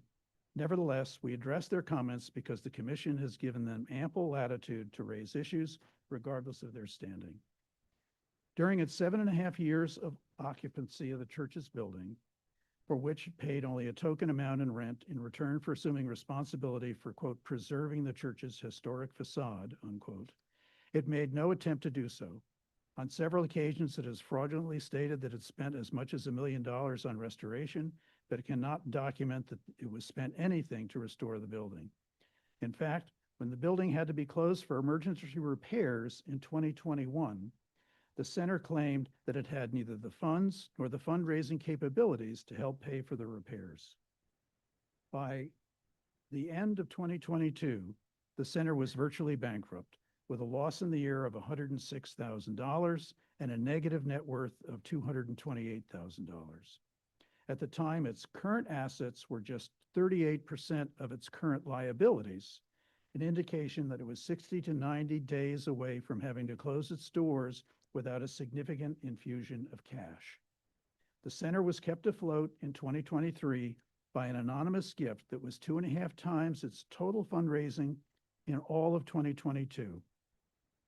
but virtually none of this gift was spent on the building. Instead, it was spent on salaries, consultants, and legal fees. All of these figures are thoroughly documented in our submission. As you know, the Center at West Park has repeatedly said that it could pay dramatically over market rent and space for its current condition and assume responsibility for exterior repairs. If only the church would enter into a 3-year lease, that work could be done. This is based on a June 2025 letter it submitted to the church in which it made a, quote, non-binding offer to make an offer, unquote. This is the only formal documentation the church has ever received from the center regarding this proposal. We have included in our submission a detailed analysis of why I do not consider this offer to be either serious or viable. Ever since the building was landmarked in 2010, it has been, when it was empty and without heat and running water, the church has struggled to raise funds to keep the building open. It sold all of its assets, fired its pastor, went deeply into debt to pay for insurance and even the most basic repairs. It entered into a lease with the center in 2018 to help raise funds from sources that would not contribute to a religious institution, but this arrangement simply drove the church further into debt. It is a widely held belief that the Landmarks Commission agreed to grant landmark status to this building in 2010, despite its condition and the limited resources of its congregation, because Gail Brewer claimed that she could raise millions of dollars for restoration. She even gone so far as to claim that she, quote, landmarked the building. But these funds never materialized, and it fell onto the shoulders of the struggling congregation to care for the building. She has repeatedly apologized publicly for this, but she now claims, without evidence, that if the hardship application is turned down, she could now raise tens of millions of dollars to restore the building. We have seen this movie before, and we know how it ends. The Center at West Park now claims to be able to pay for a significant part of the restoration costs. Their finances have improved since 2022, but based on publicly available information, the documents that they have submitted filed with the commission, this is entirely the result of the support of a single anonymous donor who in 2023 and 2024 would have contributed over 2/3 of the center's total fundraising since its founding in 2017, and apparently contributed an extra $1.5 million in 2025. But none of these funds went to building restoration. A significant portion of these donations were set aside for savings, but according to bank statements submitted by the commission, in 2025, the center has been spending $100,000 a month of these savings for operations, even while it was paying a token amount for rent. Without replenishment, these funds would be gone within a year.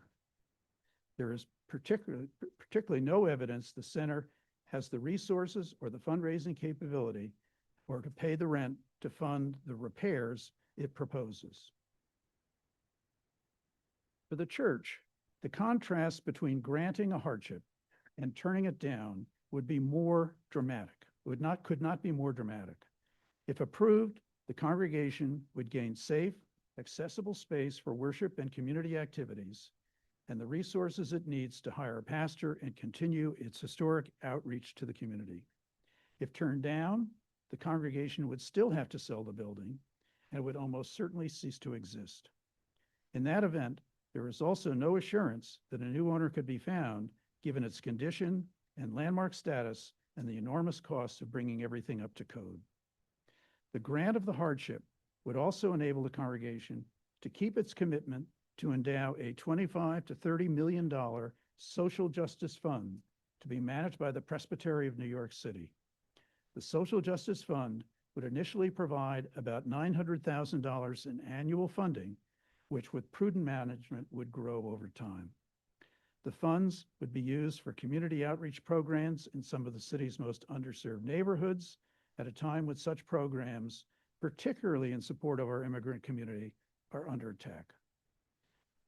To grant a hardship, the statute requires that the building to be unsuitable for its mission, but it is silent on whether the decision would also advance the owner's mission in a meaningful way, which would clearly be the case here. I can think of no other outcome that would speak more loudly to this church's historic mission, one that people on all sides of the issue have praised for its commitment to social justice. Landmarking has taken an incredible toll on this congregation. Over the past 15 years, it has expended all of its resources, lost its pastoral leadership.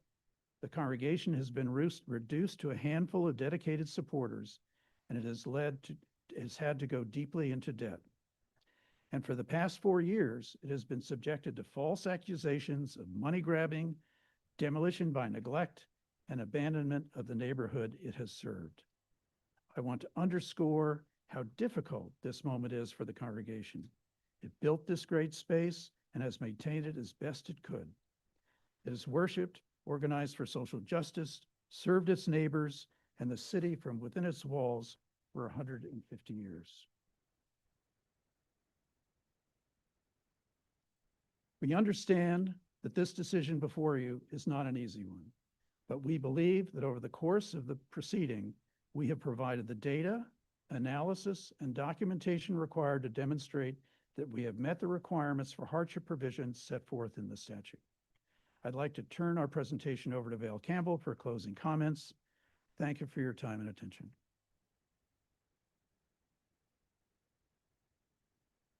We would like to close by reminding the Commission that the church was designated by the Commission over the strong objections of the congregation when it was actually uninhabitable. The designation was encouraged and bolstered by the promises of Councilmember Brewer and neighbors that money could and would be raised to alleviate the burden of maintaining this expensive and aging landmark. Now, 16 years later, the sidewalk bridge remains, and this historic congregation is bankrupt, without a pasture, and on the precipice of shutting down entirely. The opposition claims that the Center for West Park and Councilmember Brewer can now fulfill these unmet commitments, but history and current evidence suggests that these promises are as flimsy as the fake check that the opposition paraded at the public hearing. Further, the idea that the center could be a partner rather than an adversary to the church is belied by their actions in court and before this commission, and the extraordinary offensive testimony about the church's religious mission and motives. We urge the Commission to focus on the Landmarks Law and the abundant evidence that the church has met the requirements laid out in the statute for a preliminary determination of hardship. First, it is clear that the building is exempt from real estate taxation, and there is a valid contract for the sale of the building that is contingent on demolition. Second, we believe that we have demonstrated that the property could not earn a reasonable return as defined in the statute under a variety of scenarios, including a scenario where the costs were capped at the old structure's $9.1 million scope. Third, the repair and ongoing maintenance costs for the building that is the congregation's sole asset now have made it unsuitable for the church's use and mission. Finally, the purchaser will proceed with reasonable promptness to demolish the existing building and build new housing that will provide space for the church, provide housing, and endow a fund that will further the church's historic mission. If the Commission makes a preliminary determination of hardship, there will be a 180-day period during which the Commission can seek a purchaser who is willing to purchase the building on substantially the same terms without demolishing the building. If the center can actually marshal the resources it claims and really believes that the church's development rights are worth as much as $24 million, it should take the opportunity under the Landmarks Law to submit a bid for the building at that time.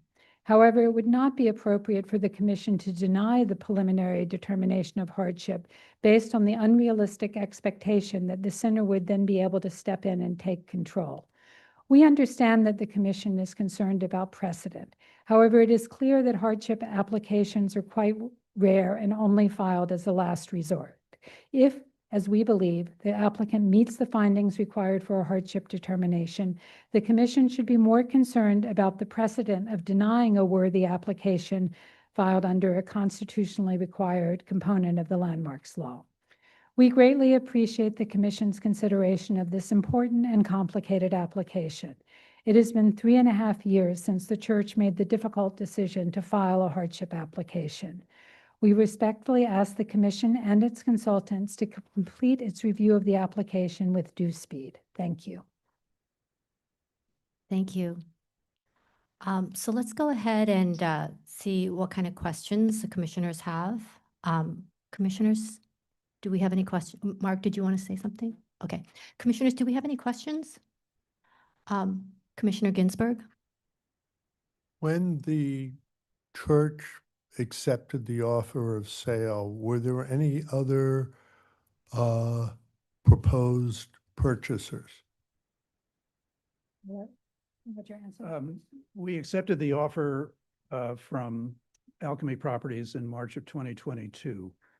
When the Administrative Commission was created in January of 2021, our first goal was to see if we could identify developers we could work with that could work with a landmark building, restore it, and build on it. We had a very extensive interview process with developers who have shown an interest in working on landmark structures. We entered into, that continued for several months. We entered into a indication of interest or whatever to begin negotiations. The negotiations with Alchemy on the purchase and sale agreement took 9 months. And it started first with an appraisal for a basis of valuation and so on, and working through all the details. When all of that was completed, we signed the agreement, I think it was March 3rd, 2022, presented it to the congregation for their approval, then presented it to the presbytery for their approval, first to the Board of Trustees and then to the full presbytery. Right, but my question was, did you have any other offers? We had one other offer or one other indication of interest, I would say, at the beginning of the process in 2021. We assessed that it was not as viable or serious an offer as the one from Alchemy, which really stood out among all the developers we talked to. Was that offer talking about preserving the church? The assumption the going-in assumption for everybody we talked to was the idea that we would preserve the landmark, but build around the existing facade or do what we can to sort of create more viable space within the envelope of the existing church. That was the intent when we entered into the agreement with Alchemy. But when we got into a detailed assessment of the condition of the facade, we concluded that it was just not a viable way forward to do that. Thank you. Commissioners, any other questions? Commissioner Goldblum? Couple. Thank you. Well, there's a lot of information for all of us to digest here, and I doubt I'm the only one who's finding it challenging to do so. So forgive the simplicity of the question. Two nearby buildings that seem to be in similar situations seem to have different outcomes than what's proposed here.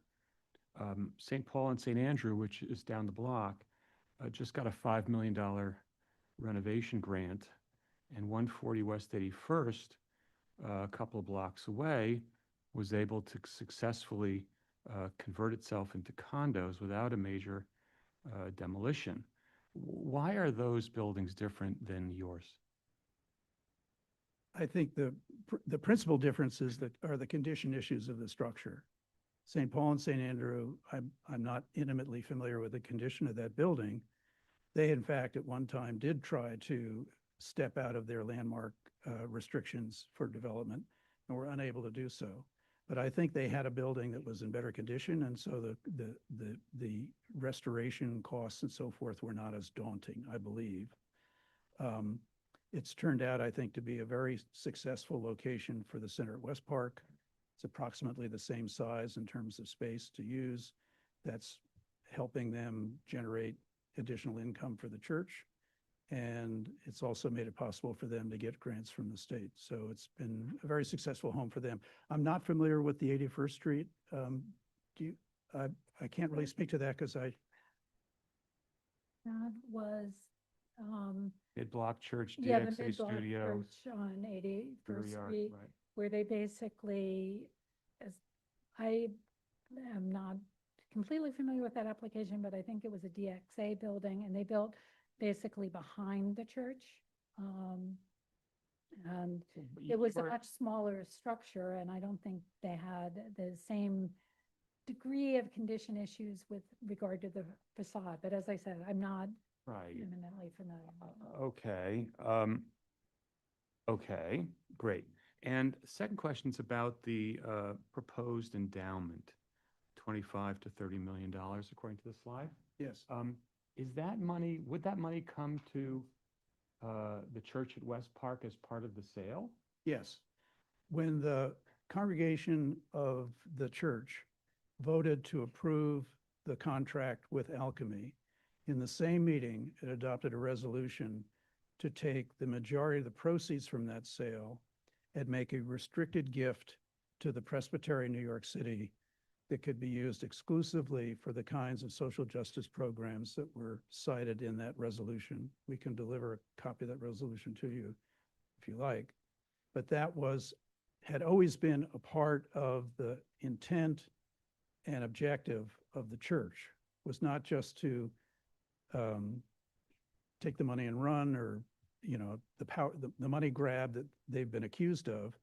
This has really been what they felt was the best way to carry forward the historic mission of the church.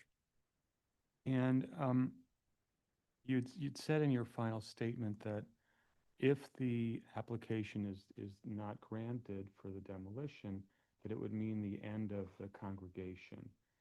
Why is that when, it is a rather small congregation at the moment? My guess is you could probably find lots of space in other churches or other buildings nearby. Why would it mean the end of the congregation? Good question. The answer is that they have no money and they're deeply in debt. And any church today, in order to be viable, needs not just a safe, secure place for worship, but it also needs pastoral leadership. And with the hardship turned down, I don't see a path forward where they would have the resources, even with the sale of the building, to be able to hire a pastor and to begin the kind of programs that the church was famous for its storied history. Even with the sale cost of the building being around, I think it was $8 million that I see. Just like as a, It's impossible to estimate at this point what could be gained from the sale of the building under landmark status. It's impossible at this point to even determine whether or not there would be a viable buyer, or whether the building would simply sit empty and unused. Okay, so whatever the kind of tax assessment or assumptions in your documentation that were stated as the presumed sale price of the building as is, that amount would not be sufficient to have the congregation in its current size continue in any meaningful way. I don't think we've ever submitted any documentation about what we think the value of the building is as is. I don't think that's anywhere in our submission. The tax rolls, or isn't there? I mean, that's not There's tax an rolls. assessed value. Right. There's an assessed value of $3 million, $3.4 million or something like that. But, that's no guarantee. It doesn't come to the salary of a pastor. The problem is that any new buyer of the church would be a change in significant use. It would no longer be a church. It would be an art center or whatever it would be. In order for that to move forward, they would have to get a C of O before they could occupy and use the building. The building does not have a C of O now because it's been in the hands of a single owner since before there were C of Os. And that means clearing all the violations, bring it up to code for fire, bring it up to code for ADA, and dealing with the facade issues and so forth. The interior of the building is utterly without any code compliant infrastructure. There are no fireproof fire stairs. There are no fire exits. There's only one fire exit that is to the street. The other is to a dead end alley in the back of the building. There's no ADA access even to the front door or to move around inside the building. There'd be a need for an elevator, sprinklers, new fire stairs, and so on. That cost would be overwhelming, clearly more than it would cost to build a new building. Right. Got it, but thank you. Okay. Okay, commissioners, any other questions? Commissioner Mahan? Why did the applicant decide to pursue a hardship application instead of a certificate of appropriateness for an adaptive reuse, a partial demolition, overbuild, or a sliver building development scenario? I'm going to ask Toby Snyder from FX Val to address that issue because that was the first intent when the church started dealing with alchemy, was to try to do some sort of an adaptive reuse. And that was studied extensively before it was determined. Sorry, excuse me. And that was studied extensively before the applicant decided to pursue the demolition option. Hi, I'm Toby Snyder from FX Collaborative, formerly FX Val Architects. No, it's okay. It's okay. Long history. Yes, we, as Val mentioned, we studied several iterations of ways to preserve part of the facade of the rectory, part of the facade of the congregation. We tend, I mean, if we could only share our network folder in the office, how many options we looked at, dozens and dozens of options. The problem is that the things that seem to have the most historic value in terms of the Romanesque details are the things that are falling apart the most. The things that give it all of its rustic quality are the things that are in the worst shape. So the things that we want to preserve are the things that are the largest liability to preserve. So it's just a negative cost. There's just, you know, I understand that we don't really know what the value is, but a lot of it's reasonable to suggest that the building has a negative value. It's just, the costs are just not worth any reasonable development.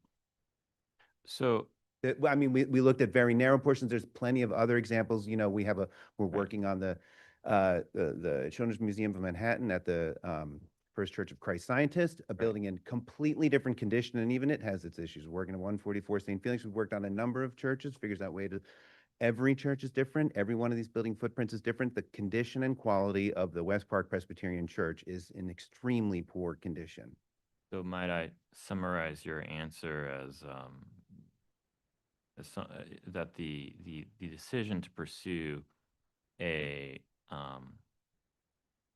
hardship application does not have to do with the development potential of said overbuild, sliver building, partial demolition, so forth, but rather the numbers on the other side of the ledger, meaning the remaining restoration and work that would be required. That's right, yeah.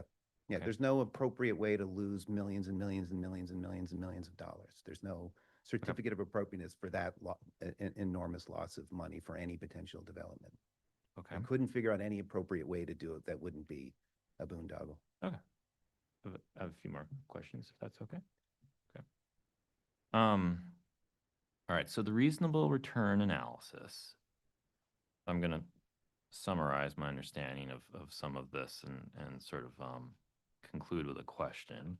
So the reasonable return analysis utilizes a generic user for revenue, but this generic tenant doesn't seem to exist in the marketplace given previous efforts to market the church. Thus, as I understand it, the church formed the center to raise and provide the funds to repair the building. And the center now claims to have those funds and the willingness to repair the building, which would presumably result in a positive reasonable return analysis. Why isn't this supposed offer from the center part of the applicant's calculations?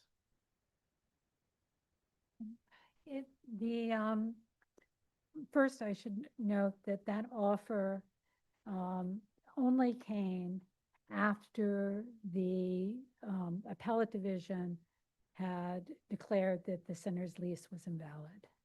So it was a sort of last minute offer, as were their offers. The application was filed without any authorization from the church to repair the building. We have very significant doubts that the center would be able to fulfill what it says that it can do in its offer. I think Roger addresses that in his submission, and those are significant concerns. And much of the resources that the center claims that it could access would only be feasible if they had a long-term lease or ownership of the church, which they do not have.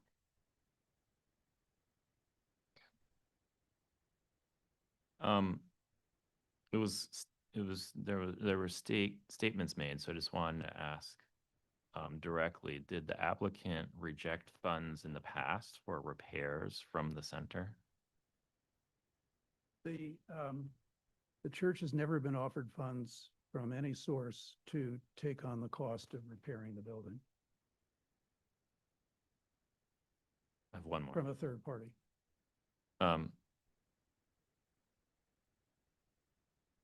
This is one I'm a little confused by.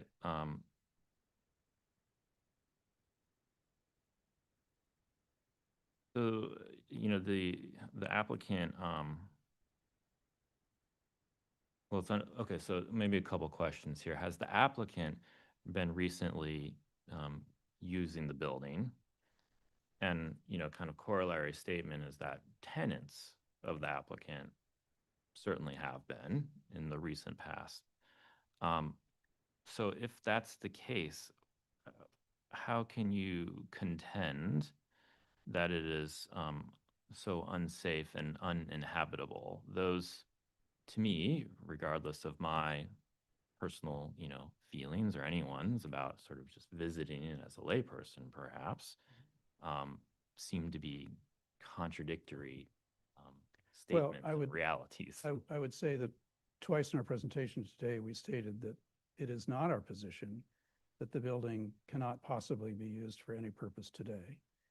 Our position is that the cost of restoring the building and maintaining the building so far exceeds the available resources of the church, that is the basis for suitability, and not whether or not, under certain circumstances, a tenant with no responsibility for the building, no liability that would otherwise fall to the owner, might be willing to use the space for on days when it's not raining, or on days when it's not too hot, or in other areas for some limited purpose. That has never been our position.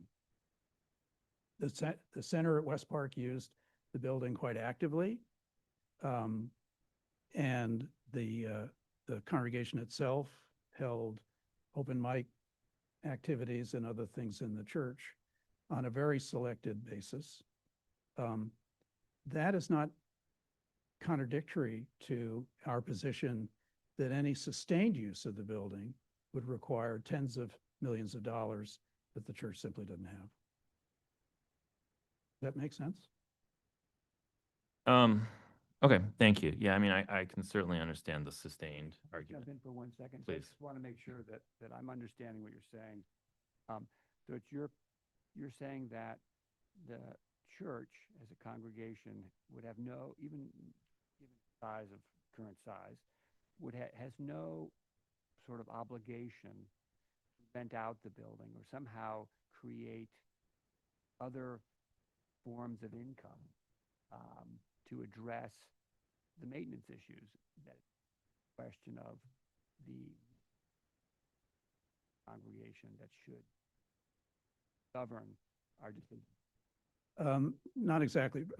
First of all, for clarity, the building is empty today, but it's empty today because that's a requirement of the statute, so that we can move forward with demolition. When we came before you in 2022, 2023, we weren't able to meet that last criteria, principally because we were in litigation with the center over their lease, which expired in 2022. I think our point is that even that was not the situation. Just so we're clear, right? The situation was, the issue was, there was if that lease had in fact ended or been going to end a year later, we wouldn't have been in that issue. The question was that there was a 5-year lease that was on the table. So there was no requirement that the building be empty at the time you bring the hardship claim, but the point was that if that lease litigation resulted in the upholding of that option, that the church couldn't, move forward for another 5 years. So it's not Well, empty. Well, to be clear, 3 courts ruled that unanimously that the lease expired in 2022. So that was the end of the lease. They continued in the building because of that ongoing litigation that could, if they had prevailed in litigation, would have enabled them to stay in the building until 2027, I think it was. And that would have prevented us from being able to move forward. That level of uncertainty, however small, was what prevented us from being able to meet that last requirement of the statute. Our position is that given the condition of the building, its capacity for rental income is not remotely sufficient to fund the cost of the repairs and maintenance needed for the building to be used on a sustainable basis by the congregation. So it isn't just the 12 people, it's the earning potential of the building, given its current condition, that is inadequate to meet the requirements to maintain the landmark. And I'm clear that the position then would be that the only thing that the commission should be looking at in both factors 2 and 3 would be rent, and not the ability to fundraise, foundations, other forms of income. Fundraising is obviously a central part of the mission of any nonprofit. We have not been successful in that. The center at West Park has had manifold celebrities and others rallying to their cause, even public officials, and even they have not been able to raise the adequate amount of funds that would be needed. Well, just to follow up on Commissioner Mahan's question, one could say, oh, the model that was created in 2017 or 18 of creating the center to raise money is now working, right? That it has raised, according to what's been submitted. I'm just asking the question, is that a model? How should the commission think about that situation? That model was what you would hope for. Like if this had happened in 2020, we probably wouldn't be here, right? So that model was fundamentally flawed in 2018 when they entered into that lease. There was not a viable way forward for the church based on that. The rent that was being paid by the center was not even adequate for the church to pay its own insurance bills on the building, never mind to continue its operation. So that lease is what continued to drive the church further and further into debt as that lease continued. And the church certainly couldn't afford to repay that lease. That answer. Didn't you? Oh, sorry. Yeah, well, I'm sorry to interrupt, No. Commissioner Mahan. Oh, No, that was it. Thank you. okay. Follow-ups. Follow up on Yeah, what, but didn't you just say in answering my question that the center's current landlord is benefiting from their presence, and that their presence helped leverage the grant that they received, in your view? Why wouldn't that work for you? I can't speak explicitly to that, but it seems to be the case based on my observation as an uninformed third party. Right. And so to Mark's point, why wouldn't you calculate the possibility of that kind of added income factor when looking at a similar tenant arrangement, whether it was the center or any other, when considering possible income streams for this building? I really can't speak to the finances of St. Paul and St. Andrew. I'm not privy to them. I don't know if they've created their own 501c3. I have no idea about the mechanics of it or anything, so I really can't speak to it. Right, but your assumption, based on, as you said, a lack of knowledge of their finances and their situation, was that a tenant that occupied a church that needed maintenance funds could, if they were paying rent and occupying the building and infusing it with life and activity, could be used as a fulcrum for applying for and receiving funds from nonprofits. Why wouldn't those same considerations be applied here in thinking about potential income streams for this church in its situation? I think that was precisely the hope when the 2017 lease with the center was entered into. And it frankly never resulted in the kind of funding or the restoration that the church had hoped for. And it was only after the center's lease was declared, and the renewal provision in their lease was declared invalid, that the center started coming up with new offers to offer to lease and promises of funding, many of which are completely contingent on the center, probably having at least a long-term lease or title to the property. Well, I mean, I'm trying to kind I of. mean, that's what Gail Brewer has said. I'm trying to separate the center per se as an organization with which you guys clearly have issues from the notion of exploring sources of funding, right? And let's say that, it just didn't work out with the center, irreconcilable differences, let's move on. If it was the personalities and the particularities of that particular relationship that made it fail, that's one thing. If it's the model of church rents out space to cultural group pays rent, that synergy creates the possibility of, do it again, do it with a different group, do it with some other, there's plenty of nonprofits out there who would love to have space. Why is the model for fundraising not thinking about that as an avenue for raising money? I think the church did consider that model. As I said, that was the basis for the 2017 lease. But the church is now completely out of money. It's bankrupt. It has no path forward to stay in this building. I would also say that when the building was landmarked, that was very much an assumption of what could occur. And Gail Brewer said she could raise tens of millions of dollars to restore the building. And then it turned out she raised about $35,000 from a bake sale. It just didn't materialize. Thank you. Good. Someone else wants. Well, Commissioner Jefferson?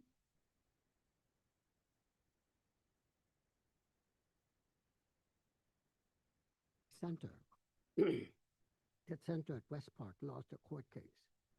Why did they lose the court case? What issues brought up that brought the negative ruling? Why, if there's no blame, why did you? Could you repeat the question? It was hard for me to hear it. The center at West Park lost a court case. Why did they lose the court case? Legal reason did they? What are the issues that brought on the negative ruling? And B, once they got the ruling, why did you not just say, let's sign a new lease? Ms. Valerie, the question the commissioner was asking is what were the issues in the litigation between the church and the center over the lease, and why didn't the church just enter a new lease, after the litigation was over? Is that a good summary? Okay. The initial lease was for 5 years. It contained a provision that said that the center could unilaterally renew the lease for 5 years, even over the objections of the church, which effectively meant it was a 10-year lease. Under the Religious Corporation Law of New York State, any lease over 5 years has to be approved by, in our case, the Presbyterian, and also by the Supreme Court of New York. None of those approvals were ever obtained when the lease was initially signed. And until it became clear that the center wanted to exercise that renewal option, was it an issue? Because in our conversations with board members at the center, we were told in 2021 and early and late 2021 that they didn't have any intention of renewing the lease. That changed in 2022 when we called the center's attention to the fact that a renewal of the lease would invalidate the lease. They exercised a renewal option, it would invalidate the lease. They, a week or two later, exercised their option to renew the lease by notifying us of their intent to do so. We said that's a violation of the law, and that's what led to the litigation. Thank you. I also have some questions. I have questions on the leasing portion and then TDRs. In terms of leasing, can you talk to me a little bit about what types of leasing the church pursued prior to this leasing to the center? What types of activities did you have? Who did you have looking to lease the church? Prior to the creation of the center at West Park, the church had leases with several arts groups. One was Russian arts, one was Noche Flamenca. There may have been some others. They had a lease with a Ghanaian congregation for use of the sanctuary. When the center was created, all of those leases, which the church had prior to the initiation of the center lease, were assigned over to the center to manage. And that also meant that all the income from those leases went to the center rather than to the church, with the expectation that this would free up enough funding from the operation of the center to do work on the church, restoration and repairs and the like, which didn't happen. Thank you. In the arguments, you've also said that, with renovations on the interior, that you might be able to get market rents, and I think I've seen numbers from $35 a square foot to $50 a square foot. What type of tenants do you envision would take the space if it was fully code compliant, ADA accessible, et cetera? Yeah, we found in our research, and it was also the similar type of tenants that Weitzman found, that there would likely be school-type tenants would take this space. And we found that $55 a foot would be the most they would be willing to pay, assuming the property was renovated and restored and able to be occupied. And did you guys have numbers as to what that would cost per square foot in terms of those types of interior renovations? Well, we, in our submission, our original submission, and then our updated submission, we have the total development costs we believed would be necessary to secure a tenant willing to pay a rent at that level. And do you recall what that was per, I think, was it $100 a square foot? Are you talking about the interior work? Yes, interior only, interior only. Well, it's difficult to parse out interior only because the building needed a full renovation and restoration collectively. So I don't know that we have a specific number just for interior work, because there's structural work, there's code work, there's the elevators, that need to be added, all the things that need to be done to meet code, but also the structural supports and then the exterior work that's needed to remove the sidewalk bridge and restore the facade. Okay, thank you. I also have some TDR questions. Yeah. Just to ask, I noticed in the reply that you were saying, I just want to get clarification. In response to the Leitner report, you said that a rent of $28.14 would be the rent needed to make the 6% return using the Don Friedman. Right. Okay, and I'm just trying to figure out why that's that you had originally thought it was much higher. Well, I mean, the Don Friedman scope is a partial scope that does not get you there. And as Ira Schuman wrote in the Savills report, he doesn't believe a tenant would come only doing partial scope. You need to do a full scope to attract a tenant willing to pay a reasonable rent. And that no tenant is going to take on a partially renovated building.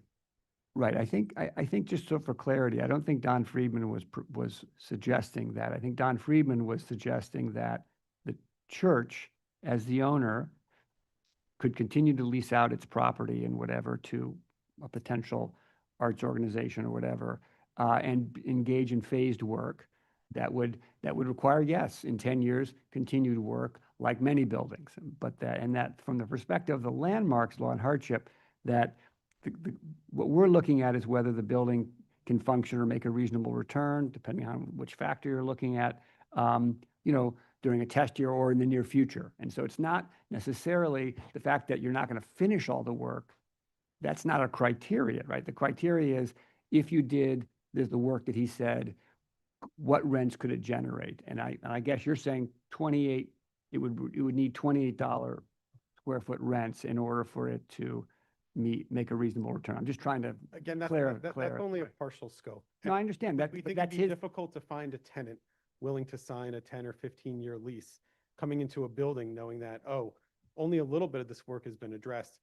There's perhaps tens of millions of dollars that also need to be addressed during our tenancy. Are we paying for it? Is tenant paying for it? If so, that drives the rent down significantly.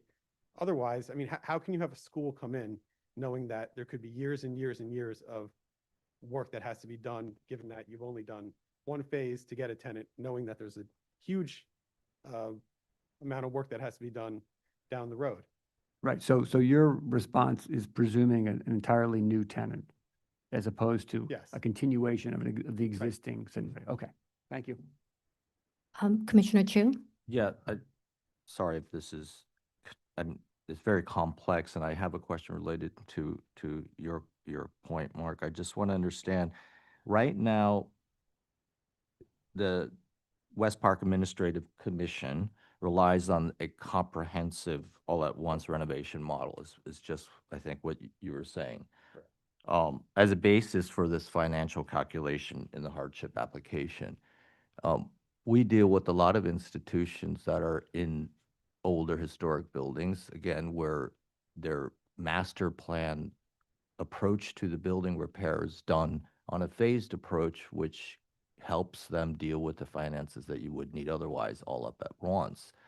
There are many tenants of buildings also that have master plans that are improving their facilities as time goes on and not all at once, because as you said, it's a big expense to put up at front. Has that model been explored in your financial scenarios of this phased approach?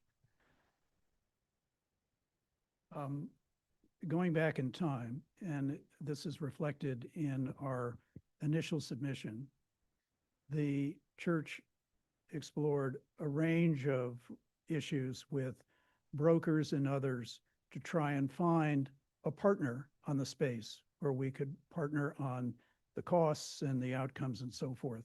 The church went down the road with 2 or 3 or 4 potential partners on the use of the space, and all of them fell apart on the basis of the overwhelming cost of restoration of the building.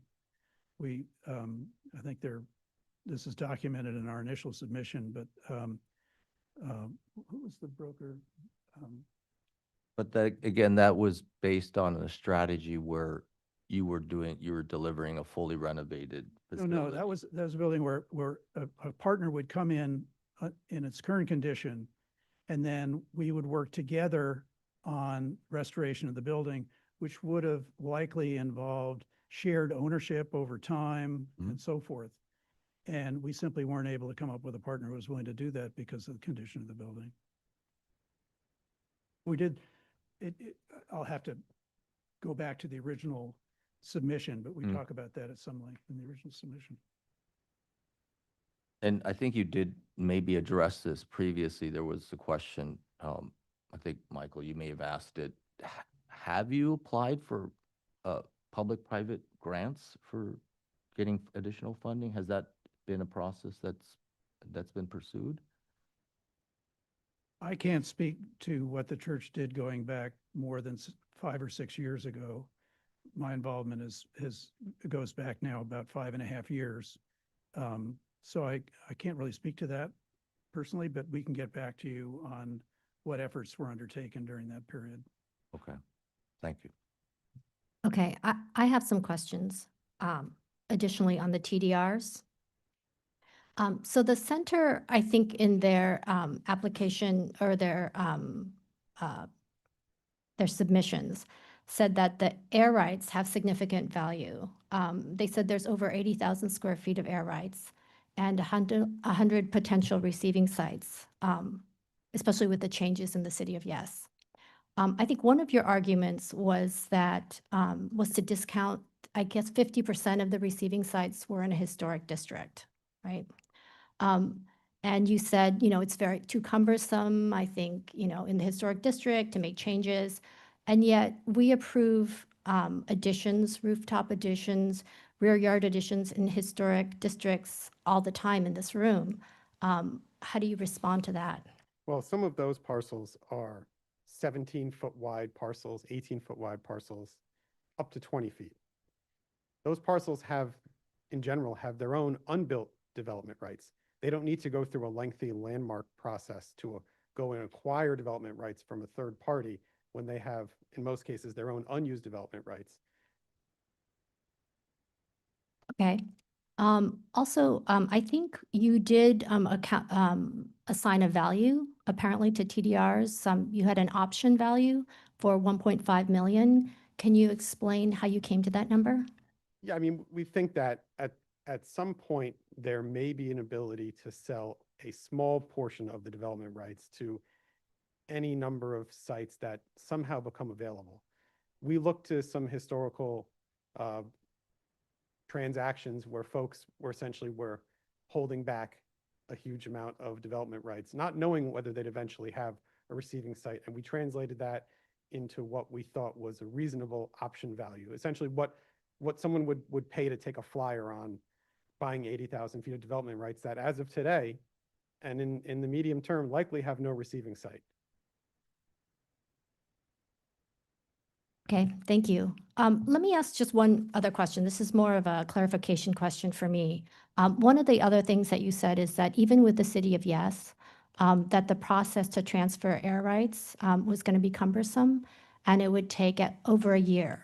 You have to go through LPC, you have to get the, city planning involved. Can you take me through why that would be cumbersome and take me through why that would take over a year?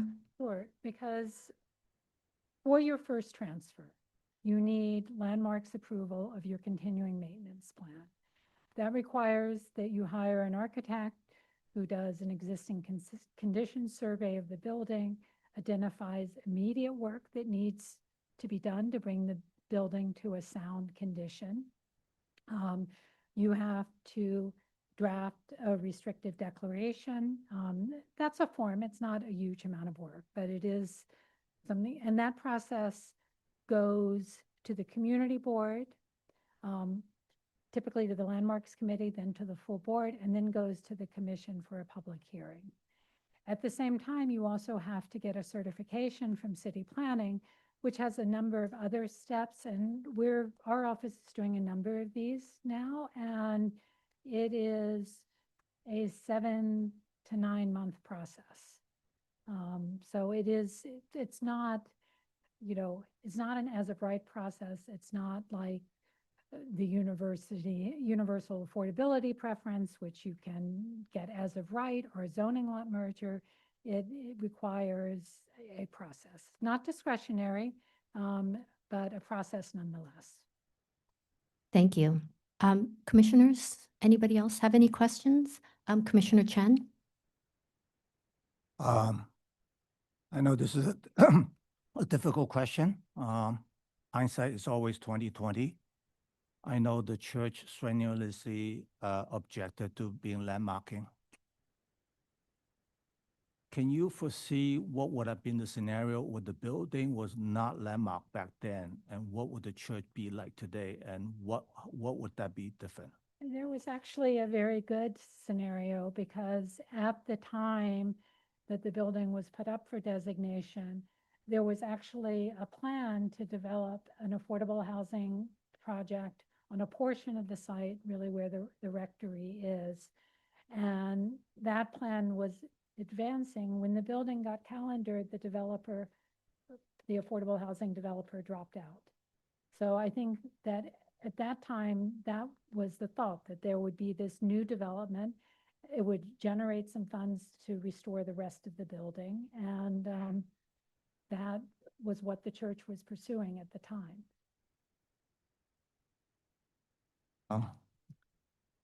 As you were deliberating, and I was thinking about the separation of church and state and the issue of constitutional issue of taking.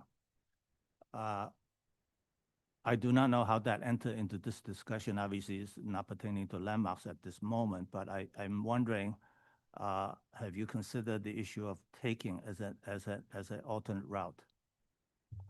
I would think that there is the option and the remedy of pursuing a hardship application, and you would have to pursue that before it would be, any sort of constitutional claim would really be ripe. Thank you. Commissioners, any other questions? Commissioner Goldblum? Following up on what you were just saying, the thinking was that the sliver tower on the chapter house site was going to be the preferred option before landmarking. Why was that option deemed non-feasible in the subsequent analyses of potential developments for this site? Hi, I'll try to answer that one. We did look at a very similar situation. I appreciate what Val said. There were good renderings made of that affordable housing project early on. I don't think they had done the full due diligence to understand the condition of the building at the time. So while it looked for public imagery as something that was viable, I think our capacity to do a much deeper analysis of the viability of how efficient the floor plates would be, what the structural costs would be, and then of course knowing really what the real restoration costs of the building were. I wouldn't characterize, if we had done, let's say in 2022, the same thing as the Richmond development scheme from a decade earlier, I would not consider that a good scheme for now in terms of its financial viability. It's wonderful that they had an intention for affordable housing. It's wonderful that they figured out one way of doing it, but I'm not sure that all the I's were dotted and the T's were crossed. It was a good rendering. Well, let's say that. Thing about that, the Richmond proposal, it was not just on the chapel. It was also extended on and took a portion of the church site itself, because that was really necessary both to avoid sliver issues and to create a viable floor plate. Right. So is what you're saying that the low-income residential component is what drags it down, or is it completely if you did it as market rate condos, is it just the cost of renovating the building that just blows this out of the water? Because I mean, there are plenty of sliver buildings that have gone up in Tony neighborhoods in New York City in the last few years. Many of them rather narrow, and they seem to be able to make a living.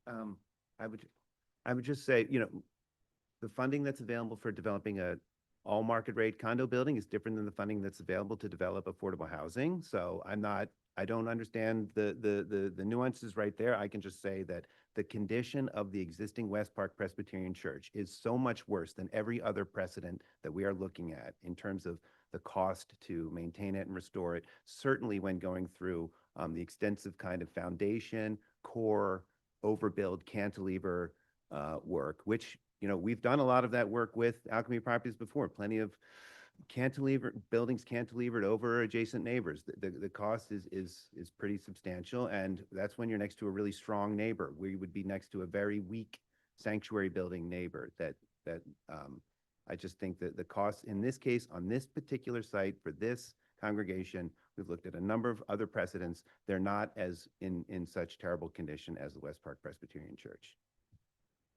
Okay, thanks. Okay. We were requested to provide some supplemental analyses earlier this year that looked at a sliver building now that City of Yes allows taller buildings. And we found that we would aggressively be able to sell condominiums for $43 million, and it would cost $70 million to build. So a loss of $30 million is not an attractive prospect for a developer. Does that not include the by itself, church by itself? That's right. The latter. Right. Okay, any final questions? Mark- Just one yeah. final question, just so the record's clear, the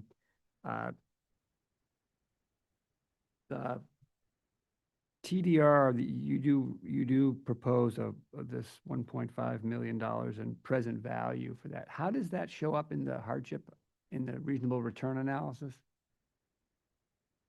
Sorry, the 1.5 million? Yeah, in present value. That's a number we felt was, at best case, was 1.5 million. If it's amortized over the life of a lease, it's a minimal annual return. Minimal annual revenue item. And then It does not make it go from red to black. Okay, but if you could provide that, that would be useful. Okay. And the other question is I think that the opposition has noted that the commission in previous hardship applications have noted or taken negative note when an applicant for hardship hasn't actively sought to market their TDRs. And I'm just curious why, in this case, there never was an effort to just put it on the market, especially given the hiatus between the initial hardship application and the current one. I'm just curious why there wasn't just an effort to try to see, so that everyone, there's a lot of theory, and I understand there's a lot of disagreement amongst experts of what their value is and what their utility is. And I think everyone agrees nothing happens quickly with respect to them, right? But I'm just also curious why there was not a decision to try to see whether there was in fact interest. As a general matter, we're fighting over the mic here. As a general matter, that's simply not how TDRs work. It is typical that the developer who wants to acquire TDRs proactively seeks them out for the development that they may wish to do. This is hardly a situation where these air rights were unknown to anyone on the Upper West Side. This has been the case for years, and churches in general are not notorious, but noted for having unused development rights that could be transferred. It is extremely difficult to market transfer development rights, because it's a demand-driven market. It's not a supply-driven market. When there's demand, there's a market. When there's no demand, there's no market. And the market value of the TDRs for this church is zero because there are no buyers. Now, I'm not a real estate guy, but I spent 40 years on Wall Street, 10 years running capital markets group. I know how to value assets, and if an asset has no buyers, it has no market value. And that's where this church sits with its TDRs. Belnord has unused TDRs too that are also good transfer, no market. Okay, thank you. Oh, just one last question, sorry. Was there ever an effort to also try to find other sources of income? It's come up I noted that, like, for instance, telecommunications companies using the bell tower, anything like this to try to increase, besides just rent to groups. Have there been any other sort of thoughts about trying to rent out portions of the facade for some benefits? Just for that one specific way, it is the shortest building in the neighborhood. So from a telecommunications antenna point of view, the surrounding buildings are much better at supporting, revenue generating rooftop work like that. And certainly the condition of if I was a telecommunications company, I would not pick the church tower of West Park to put sensitive electrical equipment on it when there's taller, sturdier buildings adjacent. It's sort of, that doesn't seem like a viable option. Of all the program options we looked at, that one, I think we didn't even begin to consider it. Thank you. I don't have any further questions. Thank you. No final questions? Okay. I just want to note that there was significant written analysis, written reports submitted by the center that was shared with the commissioners in advance. So given that there's no, sorry. Thank you. I also wanted to note that since the December 9th, 2025 public hearing, written comments from 23 individuals were received by members of the public recommending denial. And as with the package from the center of at West Park, all of those written comments were shared with the commissioners in advance of today's public meeting, and the record remains open for the public to submit written comments. Sorry, and one last request too. Can you all please provide just sort of a revenue and expense statement for the test year that we can just look at, please? Thank you. Okay, thank you. I think our next steps here are that we will, Mark, do you want to talk about what Sure. happens next? The next steps will be that all the materials will be submitted to some of our consultants. They will be digesting them, and sometime in the near future, they will be coming back and making a presentation to you all. And then from there, we'll see whether we need additional information or whether we're ready to sort of move towards a decision. Thank you. Thank you for your time and attention. Thank you so much. Okay, let's go ahead and move to our preservation department, and we're going to move to our public hearing.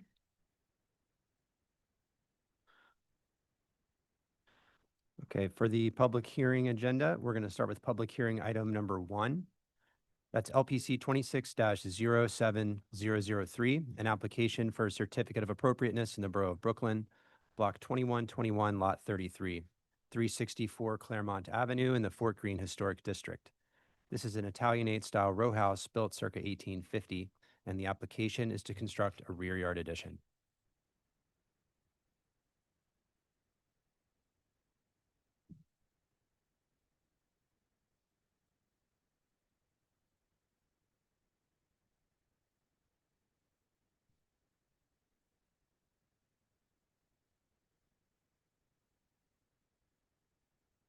Good afternoon, Commissioners.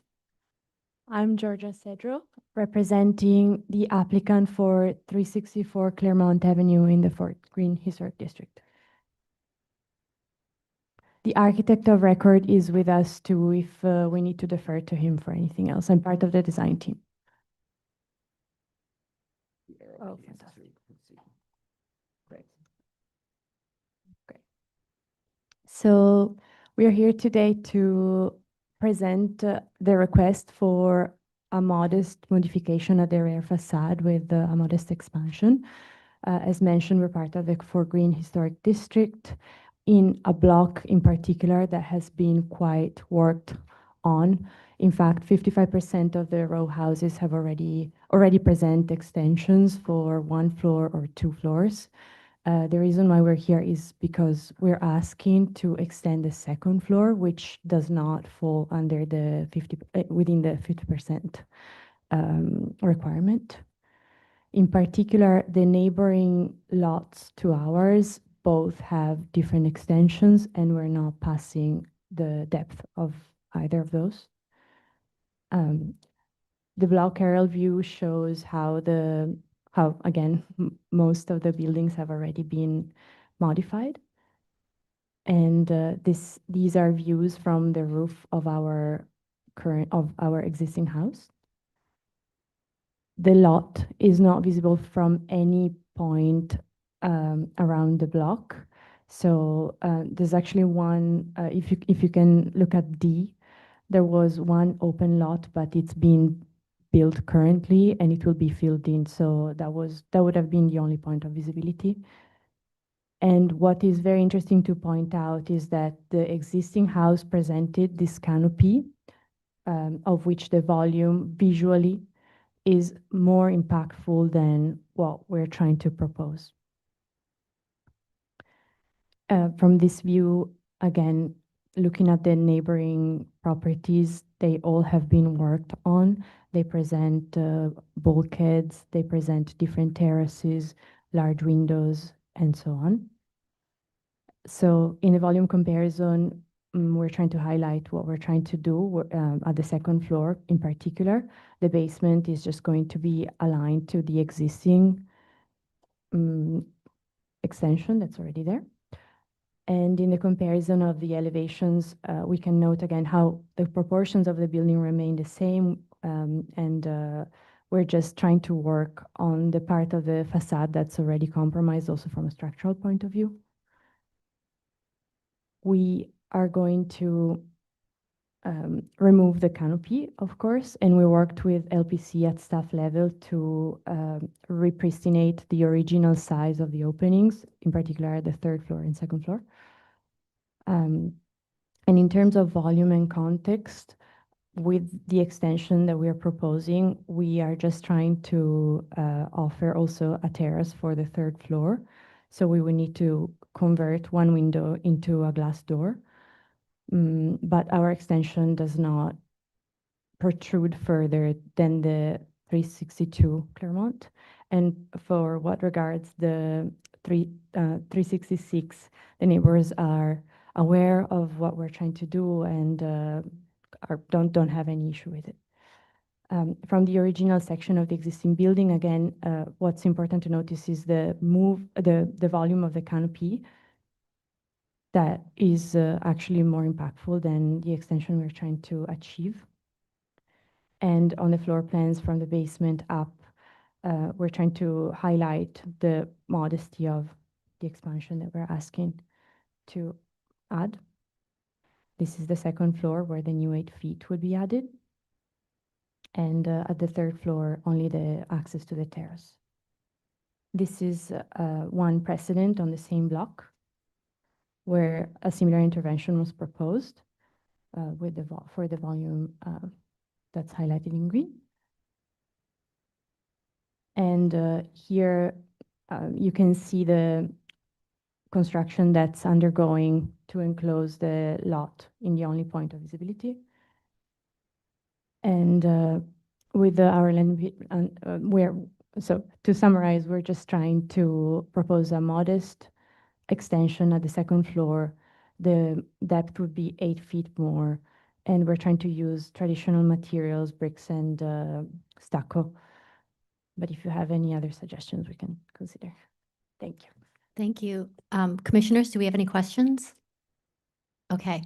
Let's move to public testimony. Is there anybody in the room who would like to speak on this item? Noting that there isn't, let me turn it over to Stephen Thompson for remote testimony. Those joining via Zoom who wish to speak, please use the raise hand function.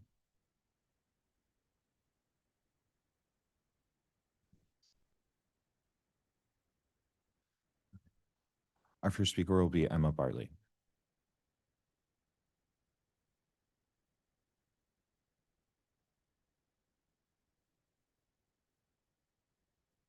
Hi, this is Hi, this is Emma. Emma Bartley, and I'm speaking on behalf of the Historic Districts Council. Our review committee found the proposed rear yard addition excessive in its massing and does object to a third floor addition. The multiple stepped back tiers create a wedding cake composition that appears overly complex and out of scale with the historic building. We encourage the applicant to simplify the design and leave the top 2 floors of the historic building intact. Thank you. Thank you. Anyone else joining via Zoom who wishes to speak, please raise your hand. All right, seeing none, I'll note for the record that Brooklyn Community Board 6 recommends approval. Okay, thank you. Did you want to respond to the comment? I would say that the proposal actually brings benefits to the lot because one, the most important thing is we're trying to reinforce the original structure, which was highly compromised. We're using the same material as the original facade also at the back. and we're not introducing any material that wasn't there before. And really the volume at the third floor is modest and still set back in comparison to the neighboring property. So in our opinion, this is not such a big change. Thank you. Commissioners, any questions? Okay, let's go ahead and close the hearing. Commissioner Chen, would you make a motion to close the hearing? So moved. Thank you. Commissioner Mahan, would you second that? Second. All in favor, say aye. Aye. Any opposed? Okay, the hearing is closed. Commissioner Ginsburg, would you like to start this discussion? Yes, I can do that. So looking at this, our normal policy is keeping the top floor, which is what you've done, that you're not extending past the adjacent building, and that when you look at the donut, most of the buildings already have additions, so I can find this appropriate. Thank you. Commissioner Mahan? Yes, I agree. This is relatively modest, given the changes that have been made to other rear yards in the donut, as well as the immediately adjacent buildings. It's not visible. It's using existing materials. I can find this appropriate. Thank you. Commissioner Chen? Yeah, I agree. And also in this context, I think this is actually an improvement over the existing condition. Okay, thank you. Commissioner Goldblum? I agree. I think it's appropriate. I think there are issues, however, with the drawing and that the applicant can work with staff on. Number one, I think the brick scale does not look right. It looks like they're using jumbo or mega jumbo bricks. So I think the applicant should just make sure that the staff that they're using standard modular bricks and look at the grout color with the staff. Copings are usually required on top of masonry walls. They should probably be masonry copings of some kind. But generally, I think it's appropriate. Okay. Does anybody else have any other comments or questions? Then let's go ahead and move on. And maybe Commissioner Ginsburg, would you Yes. read the motion? With regards to LPC-26-07573, 243 McDougal Street, Stuyvesant Heights Historic District, a row house built in 1872, application is to construct a rear yard addition. I note that the building style, scale, material, and details are among the features that contribute to the special architectural and historic character of the Stuyvesant Heights Historic District. I recommend approval, finding that the proposed work will not damage or eliminate any significant architectural features, that the proposed rear yard addition will not be visible from any public thoroughfares, that other rear yard additions with similar height and depth exist within the block. I think you're reading the wrong. Oh, shoot, I'm sorry. I got it. I'm sorry. We've seen one or two. Yes, with regard to LPC 26070003, 364 Clermont Avenue, Fort Greene Historic District, an Italianate style row house built circa 1850. Application is to construct a rear yard addition. I note that the building style, scale, materials, and details are among the features that contribute to the special architectural and historic character of the Borum Hill Historic District, that the proposed work will not damage or eliminate any significant architectural features, that the proposed rear yard addition will not be visible from any public thoroughfare, that the three-story rear yard addition will not rise to the full height of the rear facade or extend further into the rear yard than the neighboring extensions, thereby maintaining a sense of the building's original massing, that the other rear yard additions with similar heights and depth exist within the block, and that the proposed rear yard addition will not overwhelm the building and adjacent buildings or the block's central green space, that the addition stepped form will be consistent with the massing of similar scaled additions at the immediate neighboring properties, that the addition will be simply designed and typical in terms of solid and void ratio, red brick cladding, iron railing, and simple windows and doors, and the work will not detract from the special architectural or historic character of the Borum Hill Historic District. And we'll work with staff on the brick skies and detailing. Thank you. Commissioner Mahan, would you second that? Second. Thank you. And Mark, will you call the vote? Vice Chair Master, Aye. Commissioner Chen, Aye. Commissioner Chu, Aye. Commissioner Ginsburg, Aye. Commissioner Goldblum, Commissioner Quimby, Aye. Commissioner Jefferson, Commissioner Mahan, Aye. Commissioner Wilder. Aye. With 9 in favor, none opposed, the motion passes. That's been approved. Please Thank you. continue to work with staff. Thank you. Thank you. Next item. Next item is public hearing item number 2, LPC 26-07573, an application for a certificate of appropriateness in the Borough of Brooklyn, Block 1669, Lot 61, 243 MacDonough Street in the Stuyvesant Heights Historic District. This is a row house built in 1872, and the application is to construct a rear yard addition. Good afternoon, Commissioners. Janelle Gunther, Preservation Staff. The item before you is for 243 MacDonough Street in the Stuyvesant Heights Historic District. And the subject property is located mid-block on the north side of MacDonough Street between Lewis Avenue and Marcus Garvey Boulevard. I'll walk you through the details of the proposal, which is to construct a rear yard addition which will not be visible from public thoroughfares. The application is before you because the Commission's rules require that there be a majority of buildings of a similar type at the block that feature rear yard additions, or Ls.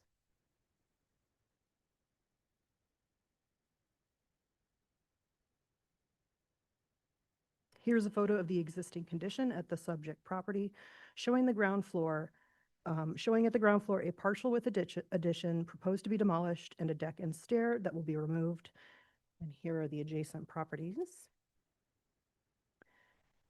And then these floor plans show the proposed removals on the left and the construction of a full width addition at the right with a depth of 15 feet, featuring a terrace at the roof and a stair to access the rear yard.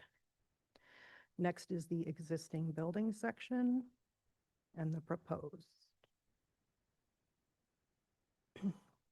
The photograph on the left shows an existing 12.5-foot addition at the adjacent property to the east, and the proposed addition at the subject property will project 2.5 feet farther, and it will also be taller. And the addition will be finished in a red-orange stucco to match the existing finish at the rear facade, and it will feature black finished doors, railings, and a stair. The applicant is present to discuss the appropriateness of the proposal or answer any questions you may have. Thank you. Commissioners, do we have any questions? Okay. Let's move to public testimony. Is there anybody in the room who would like to speak on this item? Noting that there isn't, let me turn it over to Stephen Thompson. Those joining via Zoom who wish to speak, please raise your hand. All right, seeing none, I'll note for the record that Brooklyn Community Board 3 Landmarks and Preservation Committee submitted comments noting concerns with the size, height, and use of stucco instead of brick on the proposed extension, the configuration of the windows and doors on the parlor floor, and the size of the sliding doors on the ground floor.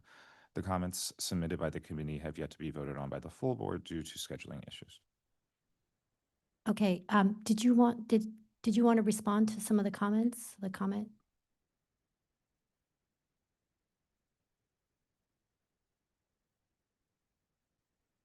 Okay, thank you.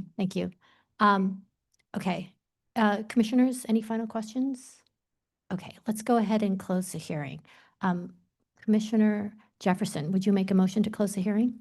So moved. Thank you. Commissioner Goldblum, would you second that? Thanks. All in favor, say aye. Aye. Aye. Any opposed? Okay, the hearing is closed. Commissioner Wilder, would you like to start this discussion? Sure. This project is, at least in terms of scope, similar to the previous project. They're maintaining the design of the top 2 floors.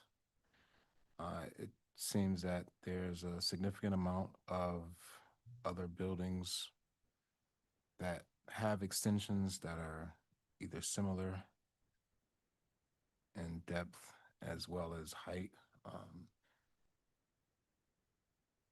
I would want to at least the center opening that's created at this what is that, the first floor?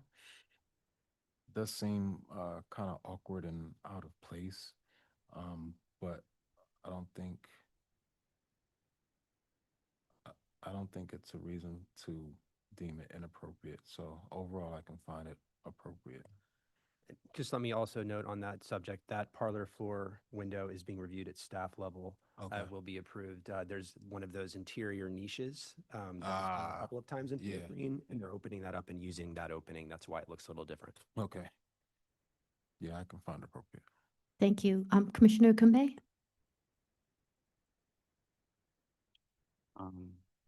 What's being presented seems to be quite modest. It just looks like a garden level extension, and it's something that looks like there are multiple extensions already on the block itself. And actually, it's not visible from any thoroughfare. Find it appropriate. Thank you. Commissioner Chu? I agree. It's appropriate. Thank you. Commissioner Jefferson? Commissioner Goldblum? Agreed. And I would flag this as an item for possible staff level kind of thing. I think these basement level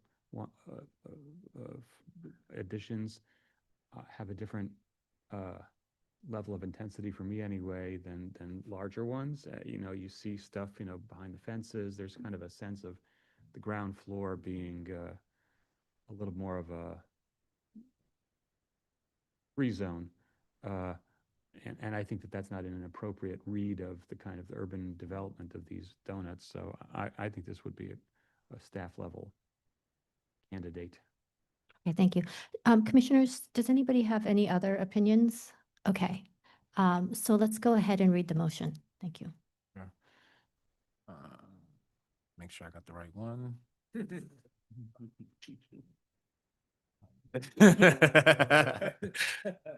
No shade. In the matter of LPC -26-07573, 243 MacDonough Street, Stuyvesant Heights Historic District, a row house built in 1872. Application is to construct a rear yard addition. I note that the building style, scale, materials, and details are among the features that contribute to the special architectural and historic character of the Stuyvesant Heights Historic District.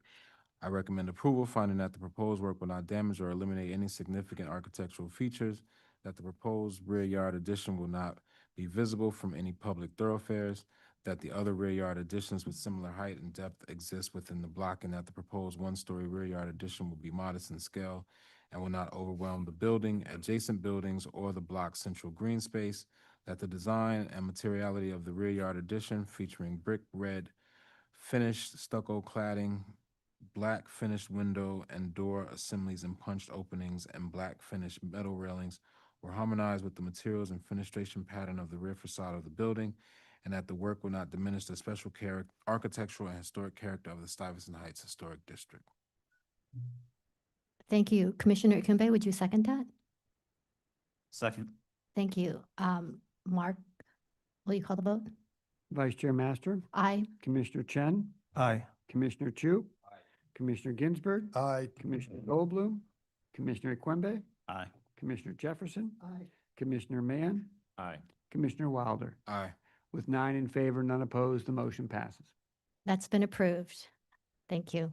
Let's move to the next item. Next item is public hearing item number 3, LPC 26-03973, an application for a certificate of appropriateness in the Borough of the Bronx, Block 5809, Lot 512, 4475 Waldo Avenue in the Fieldston Historic District. This is a craftsman-style house designed by Manoj Everjan and built in 1921 to 22. And the application is to replace windows. Hi, good afternoon, Commissioners. My name is Laura Bacon-Zarn, and I'm the owner of 4475 Waldo in the Bronx in the Fieldston Historic District. Here is our craftsman-style house. I've actually worked with staff level approval to replace the side and rear windows of our house with aluminum clad and the original green color of the windows. But I am here before you because our Fieldston Historic Master Plan does not approve aluminum clad on the front of the house. And so that is what we're looking to do. And here is, as you can see, our house in the block. Our house actually sits back almost 60 feet back behind a rock enclave. We are a craftsman house, and we're trying to keep as much of the historic detail as possible. Actually, most of the windows we are replacing are actually replacements already that we are now going to rectify.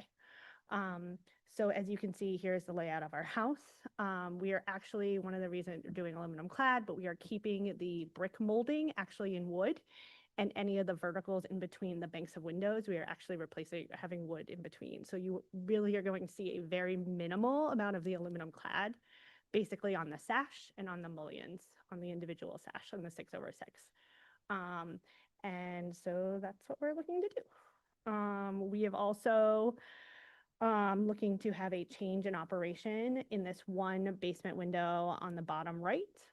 It is currently a hopper window, and we're looking to replace it with an awning. You cannot see it from the street, and you can only see it basically once you're at the front of the house. As you can see, and here's our green color that we've already started installation on the back and side of the house. And here you can see up on the close-up, basically the green was underneath the trim already found on multiple windows throughout. Here are the different sections. These two windows to the left and right of the door are the only original windows. Everything else is currently already a replacement, but we're keeping as many original details as possible. And then the only other thing is this main bank of windows on the main floor. We want to keep this configuration of double hung, picture window double hung. Our main floor is open on both sides, so you can see the front and the back of the house. And it's the continuity from the front to the back so that they all kind of match. That's what I got. But as you can see, we're keeping all this wood that you see, the casing, everything else, that is all going to be staying out of mahogany and wood, and we will keep that historic detail along with the little trim piece at the top. Are there any other questions? Thank you. Any questions, commissioners? Commissioner Goldblum? So is your plan to paint the rest of the trim in the green as well? Correct. Yes. And that's being handled at staff level? Yes. And the cream color is going to stay, or that's going to change too? I'm sorry? Cream color is going to The stay? cream color stays. The only change is the green color. So the trim on the all around all the windows, the white horizontal and the white edging along the roof line and underneath. Beautiful. Thanks. Thank you. Yeah, there's actually a house in the neighborhood that has the same treatment. Yeah, thanks. Any other questions, commissioners? Okay. Is there anybody in the room who would like to speak on this item? Noting that there isn't, let me turn it over to Stephen Thompson. Those joining via Zoom who wish to speak, please raise your hand. Seeing none, I'll note for the record that Bronx Community Board 8 recommends approval. Okay, commissioners, any final questions? Okay, if not, let's go ahead and close the hearing. Commissioner Chu, would you make a motion to close the hearing? So moved. Thank you. Commissioner Jefferson, would you second? Thank you. All in favor, say aye. Aye. Any opposed? Okay, the hearing is closed. Commissioner Goldblum, would you like to start this discussion? Sure. Great house, lovely house. Thank you very much for taking such nice care of it. I think this is I mean, we've had conversations about aluminum clad wood windows versus aluminum tube replacement acorn windows. And there is a significant difference. And I think that in the past, I've said that I think that the rule about the applicability of aluminum clad wood windows for staff level approval should be considered. I think that that certainly would be the case here. This is an application where the homeowners are going to be improving the appearance of the house, restoring it to a more historic appearance, and the aluminum will be virtually indiscernible to anybody who doesn't go up to the house and take that 60-foot walk and bang their keys against the windows. I think these will be perfectly historically fine, and I think this should be put up as the applicant did such a great job. We should save the video and issue it to other homeowners to show them how this can be done without an architect, easy, home run. Thank you. Commissioner Chen? I agree. Commissioner Mayan? Lovely. Okay.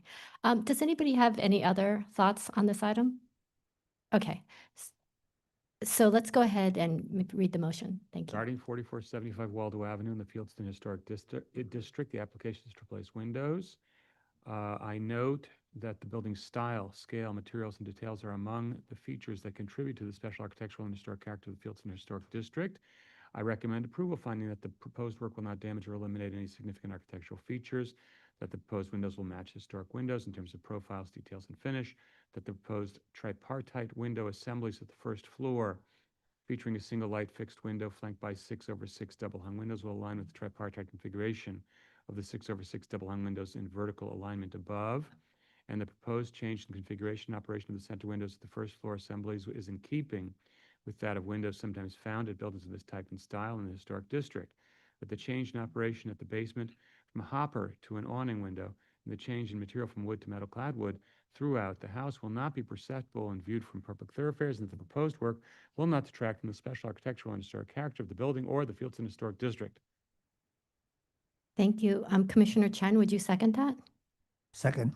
Thank you. And Mark, will you call the vote? Vice Chair Master, Aye. Commissioner Chen, Aye. Commissioner Chu, Commissioner Ginsburg, Aye. Commissioner Goldblum, Aye. Commissioner Quimby, Aye. Commissioner Jefferson, Aye. Commissioner Mahan, Aye. Commissioner Wilder. Aye. With 9 in favor, none opposed, the motion passes. Congratulations, that's been approved. Nice job. And now we're going to break for lunch. So this concludes our morning session. It is 12:36 right now, and we will return at 1:10 and resume the afternoon session. We ask all members of the public on Zoom to voluntarily exit at this time so that you don't experience technical difficulties returning to the afternoon session that can arise if we remove you from the meeting.